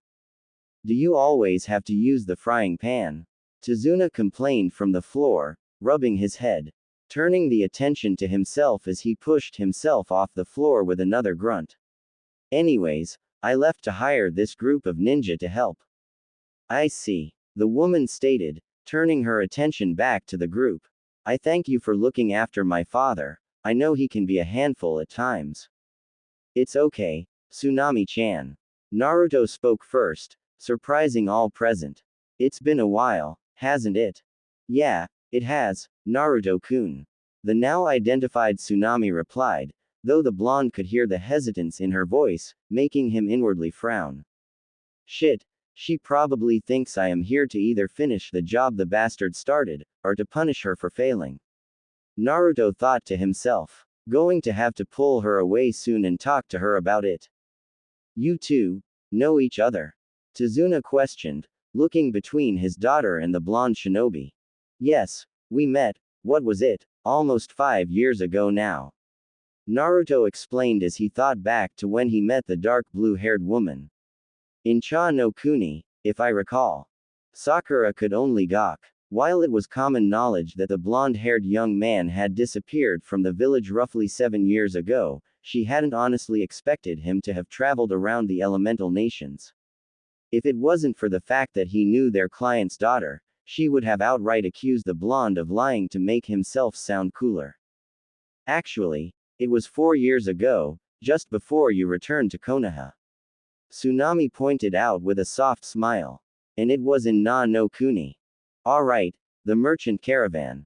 The blonde chuckled, remembering a certain encounter that had happened on that trip with a certain vixen with light brown hair and captivating purple eyes that had lasted well into the morning hours. Yeah, the merchant caravan. Tsunami repeated, a light blush dusting her cheeks. Remembering another series of rather intimate events that had happened on that trip. As much as I want to catch up with you, Tsunami-chan. Naruto spoke up, breaking the brunette out of her trip down memory lane. Do you have anywhere we can set down our extra baggage? Tsunami blinked a moment, before realizing that the blonde young man had the still unconscious form of their team sensei on his back. Yes, right this way. She replied, leading Naruto up the stairs and into an empty bedroom with a lone futon by the open window, which gave a pleasant view of the open water. Naruto took care to lay the man down gently on the bedding, being sure to support his head before allowing it to rest easy on the pillow. He should be fine, just needs some rest. The blonde stated, as he finished tucking the silver-haired man into bed before standing up and looking to the other two members of his team. In the meantime, we should rest up and prepare for training tomorrow. And why should we listen to you, Dobi? Sasuke questioned in defiance, with Sakura adding in her own 2 bits, supporting her precious Uchiha. Both earning a scowl from their hostess, and an amused grin from the blonde in question. Whatever, I was merely suggesting what we should do. Naruto shrugged in an uncaring manner. But hey, if you want to slack off and get yourself killed the next time we fight Zabuza and his partner, then that's on you. You idiot, Sakura exclaimed. Zabuza is dead.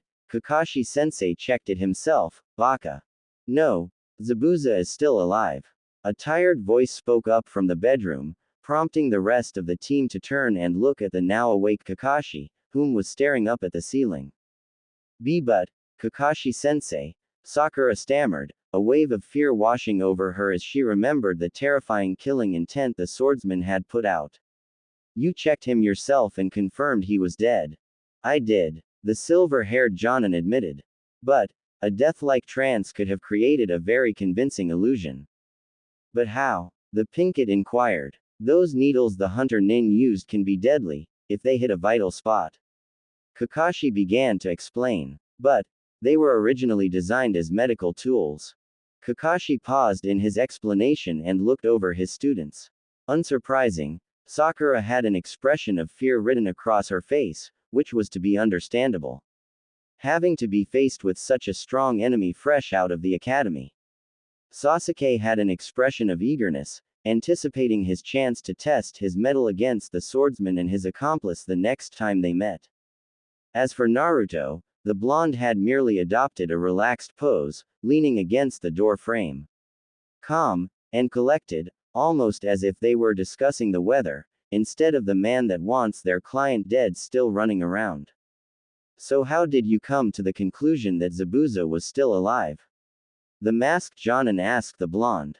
Simple. Naruto shrugged. Hunter Nin are supposed to dispose of the body right there on site, not carry it off to another location. The more witnesses, the better. So, what are we going to do now, Kakashi-sensei?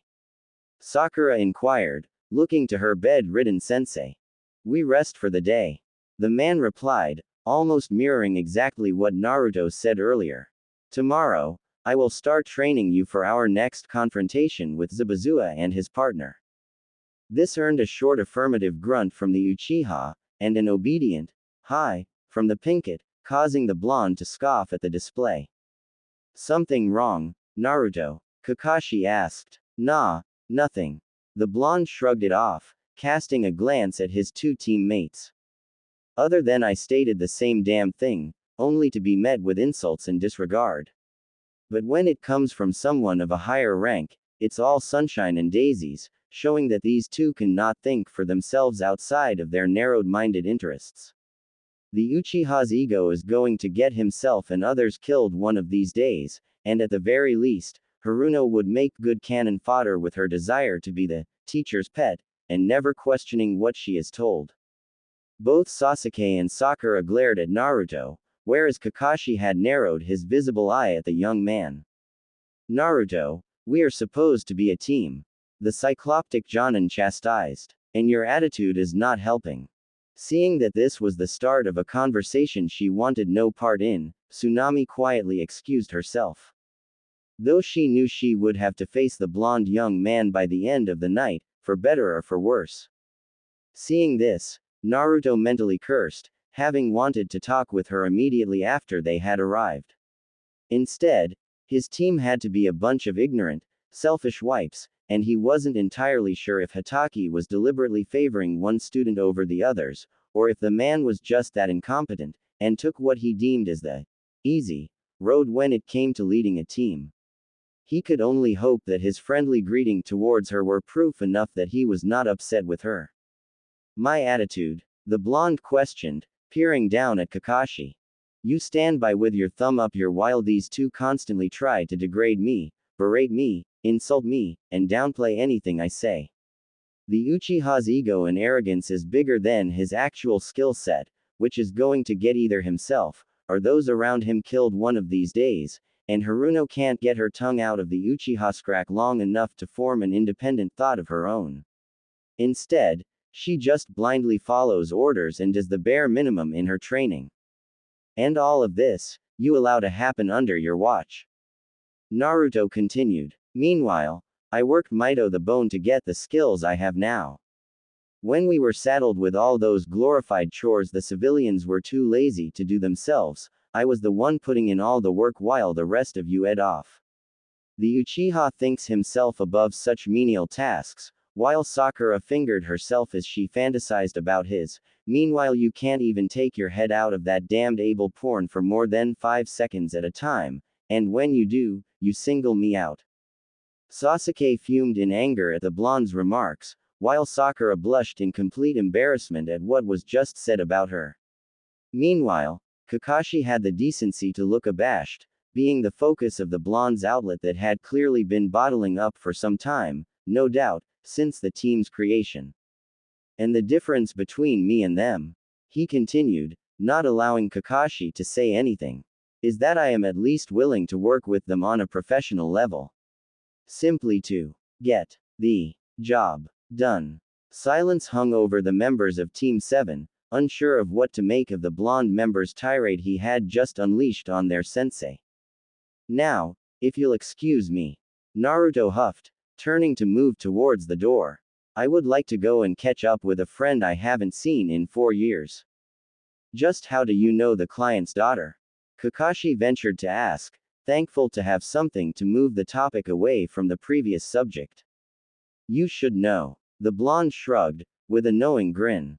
Since you've been awake since just after we entered the town. Deciding not to stick around for any further interrogation or bitching from his teammates, Naruto quickly departed the room and quickly made his way down the stairs.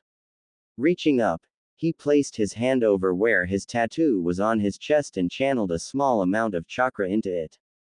The result was immediate, as it honed in on the necklace that Tsunami was wearing. Smirking, Naruto left the house. Back porch, outside. The dark blue-haired woman sighed as she gazed out over the water, reflecting on the past 6 months. First, Gato had shown up out of nowhere with his crew from Kurigakure and had essentially endeared himself to the people of Nami no Kuni with promises of jobs, wealth and security before he had even approached her as to why he was here.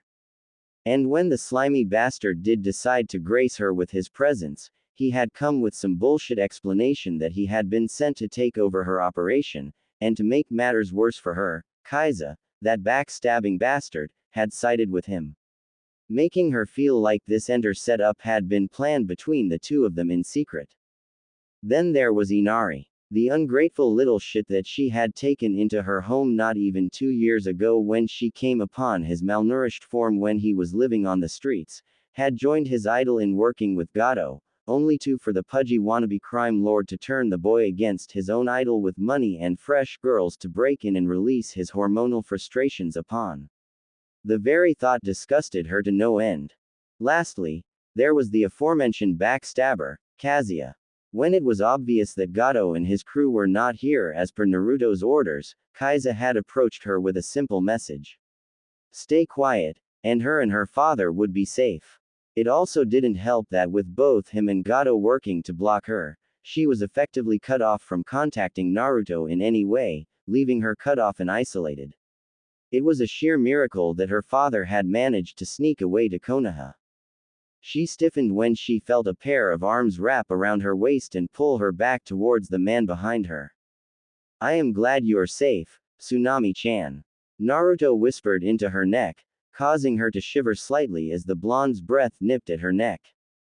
Turning around, she looked into his blue eyes and saw a fire mixture of fiery rage, hatred, and anger, but not towards her. For herself, she could see true, genuine concern in her safety, causing her to blush slightly. "You're not upset with me?" she tentatively inquired. "I could never be upset with you, Sumi-chan." The blonde smiled. "If anything, I am more upset at myself for not keeping a better eye on things. Only after my team received your father's request, did it dawn on me that I had heard nothing from you or Kaiza in months. So please, forgive me for not noticing it sooner." Tsunami stood silent, as her mind was processing the words that were spoken to her. In her mind, she had failed to do her job and keep things running smoothly here, but here was Naruto, the leader of the Shioke, blaming himself, and asking for her forgiveness. "No, I don't forgive you," she said, finding her voice once more. Not missing his body stiffen at her response. "Because you are not to blame, Naruto-kun. You have an entire unseen empire to watch over and cultivate, you can't reasonably expect for something like this not to happen. It was just unfortunate that it happened here. If we are to blame anyone," she continued, bringing her hand up to stroke the blonde's whisker marks on his cheeks, "then it should be Gato and Kaiza. Fortunately, Kaiza has already been dealt with." "Oh," Naruto quirked an eyebrow. 2 months ago the bastard propositioned me to be his woman." Tsunami scoffed in irritation, and did not miss the possessive, low growl that escaped Naruto's throat. "Turns out both him and Gato saw me as some sort of prize to be had. When I turned him down, he decided to force the issue. It was then that he remembered why I am known as Hero no Shi. So that only leaves Gato and his goons to deal with, then." The whiskered blonde mused. However, Naruto had noticed something was missing within the home. "Forgive me for being invasive, but in the last correspondence I got from you, you mentioned you adopted a son. Rotten little bastard thanked me by running off with that bastard." The brunette growled, feeling slighted by the fact that she had shown the boy compassion and brought him under her wing, only for him to spit in her face. He originally left with Kaiza, who had become sort of a father figure for him. But soon after, Gato got his hooks into him, so now Inari is pretty much a miniature Gato. And just like Gato, he is short on time. She finished coldly, making it very clear what she intended to do. "Very well," Naruto stated, a grin tugging at his lips. "How about we reintroduce the Hero no Shi to the world, once again?" Tsunami's grin matched his own. "I rather like that idea." She giggled. "Let me go slip on something more comfortable." 2 hours later, shipping port warehouse. The two had wasted no time in setting out from the house, under the guise that Tsunami had needed to head into town and had requested Naruto to accompany her. Given that it had already been established the two were old friends, as far as everyone else was concerned, they had simply let the two be. Figuring the two friends merely wanted to catch up with one another, thought it wasn't missed that Tazuna gave the typical, protective father, look towards the whiskered blonde, only to be met with a frying pan, courtesy of Tsunami. As for Kakashi, it was clear the masked Jonin had some questions for the blonde, questions that would remain unanswered. "What is the plan?" Tsunami asked as the two approached the warehouse in which Gato ran his dealings from. "Slaughter them all," Naruto simply stated. "If they are not loyal to the Shioke, then they are not allowed to live." "Good." The brunette smirked, licking her lips in anticipation. Well, a voice broke the two from their small conversation. "Decide to finally give the boss your fine piece of Tsunami-chan." With a quick flick of her wrist, the woman buried a small blade deep into the guard's throat, causing him to make a gurgling sound as he collapsed to the ground. His partner didn't get a chance to respond as Naruto had swiftly lopped off his head. "I see Gato has lowered the standards when hiring," Naruto noted sarcastically. "The dumber the thug, the cheaper they are." Sharing a chuckle at the pudgy man's expense, the two continued on their way towards the massive building. Sounds of laughter, cheers, and shouts could be heard from the outside, signifying most, if not all of Gado's goons were inside. Which suited the two perfectly, since it would save them both a lot of time in hunting them all down. Entering the building, Naruto quickly slapped a paper to the wall, channeling a bit of chakra into it. As a result, faint lines and symbols began to spread across the entire complex. Doors, windows, everything was covered in these odd symbols. Giving his partner a nod, the two proceeded to where everyone had gathered in the main loading area, which had been repurposed as a sort of entertainment area for Gado and his crew. Along the walls were various stages, with women tied down in the most humiliating positions and stripped over their clothing, which now hung in rags off their bodies. Bruises and welts marred their young bodies, though from what the whiskered blonde could tell, they had not been violated just yet. No doubt due to Gado's sick tendency of having his victims mentally exhaust themselves with fear and anxiety before he completely broke them. In the center of the room itself, was a large wooden stage-like platform, where Gado was currently standing above a man who was crumpled to the floor, his pudgy hands crossed over one another atop his cane in a smug fashion as he watched the spectacle before him. That being of a teenage boy, no older than 14, beating the downed man with a crowbar. No doubt, the man was one of Tazuna's workers that had gotten caught and needed to be made an example of. Though it was clear by the lack of movement from the victim as well as the lack of sound of any kind coming from the limp form, that the man was already dead. Good job, my boy. Gado praised the teen's cruelty, before turning to a group of bound and gagged men behind him. Let this be a lesson for the lot of you not to cross me, or I will drag out your families before you and let little Inari here work on his swinging arm a bit more. Perhaps I'll even show your wives and daughters what a real man can do. Inari piped in with a grin, earning a series of muffled pleas, sounded out in fear from the bound workers. Then we understand each other. Gado chuckled darkly. Now tomorrow, you are going to tell Tazuna, you want nothing to do with his little bridge project. Until then, you will enjoy my hospitality. A series of laughter follow from random thugs, as they caught on to their boss's insinuation. While these guests were here, they were allowed to beat on them as much as they wanted, so long as they were still breathing and cold walk the next morning. You have got to be the stupidest sack of shit that I have ever seen. A voice broke through the crowd, resulting in immediate silence from the goons, and an insulted expression from the pudgy wannabe crime lord. Who the hell dares? Gado demanded, prompting the mob of thugs to split down the center, exposing both Naruto and Tsunami. Causing the mont's blood to run cold in his veins. Nah Naruto. You really didn't think your actions would go unnoticed, did you Gado? The blonde questioned as he calmly strode through the divide created for him, Tsunami at his side. An ice-cold look in his blue eyes. That you could just come in, and seize control from one of my most trusted associates, and run this place into the ground. Who is this punk? And why is the bitch with him? Inari looked to Gado for an answer, only to see the man he had come to imitate frozen with fear. Making him truly wonder who this blonde arrival was, that had Gado absolutely terrified. You could have easily allowed Tazuna to finish his bridge, hell you could have even sponsored it and taken it over after it was completed to create a monopoly on all the shipping and exports within Nami no Kuni. Naruto rattled off, keeping his eyes locked on the pudgy man. But no, you had to bring attention onto us with your ham-fisted tactics. I can explain, Naruto. Gado groveled, dropping to his knees as the blonde and the woman ascended onto the platform. Wordlessly, Naruto raised his left hand, and with a quick snap of his fingers, the sea of thugs that were gathered in the center of the building were ripped apart as chains erupted from the walls, via the strange symbols from the seal Naruto had placed earlier.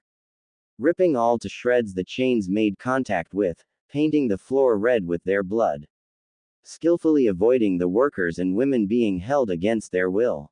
Inari stared in shock, as his face adopted a horrified expression at the massacre the blonde man had just committed with a simple snap of his fingers. His eyes, slowly drifting up to the woman who had taken him in not even 2 years prior. Mo mother. He stammered before he felt his voice die in his throat as a wave of coldness washed over his body from the neck down. His chest becoming soaked in blood. His blood. Finding himself unable to scream, only to have a gurgling noise leak out, he brought his hands to his throat and found it covered in blood from the slash across his jugular. Dropping to his knees, he looked up one last time at the brunette, whom was now holding a bloodied karambit. Gato. Naruto spoke, catching the mont's attention one final time. You're fired. The man could barely register the words before he suddenly found himself staring at his own headless body, as his head rolled onto the floor. A few seconds later, the body fell over, and what little life was present, disappeared from his eyes. Wordlessly Naruto summoned forth a dozen of shadow clones and dispatched half of them to find clothing, blankets, or even towels to cover the exposed females, while the other half moved to free all of the people Gato had there against their will. While the shadow clones worked to free and comfort the captives, the original leaned down and picked up the decapitated head of Gato, storing it in a storage seal. Now, suppose I should inform Zabuza-san and his accomplice that there has been a change in management, don't you think, Tsunami-chan? Turning, his lips were immediately captured by a rather lustful brunette, whom had gotten turned on by the sheer brutality he had unleashed about Gato and his crew, as well as slacking her own bloodlust with the life-blood of her traitorous adopted son. Later, she musically breathed, pushing him towards what he could assume to be an office door, to give them some much-needed privacy away from prying eyes. I want you, now. Well, who am I to deny you? He grinned, kissing her back hungrily as the two disappeared into the room, shutting and locking the door behind them.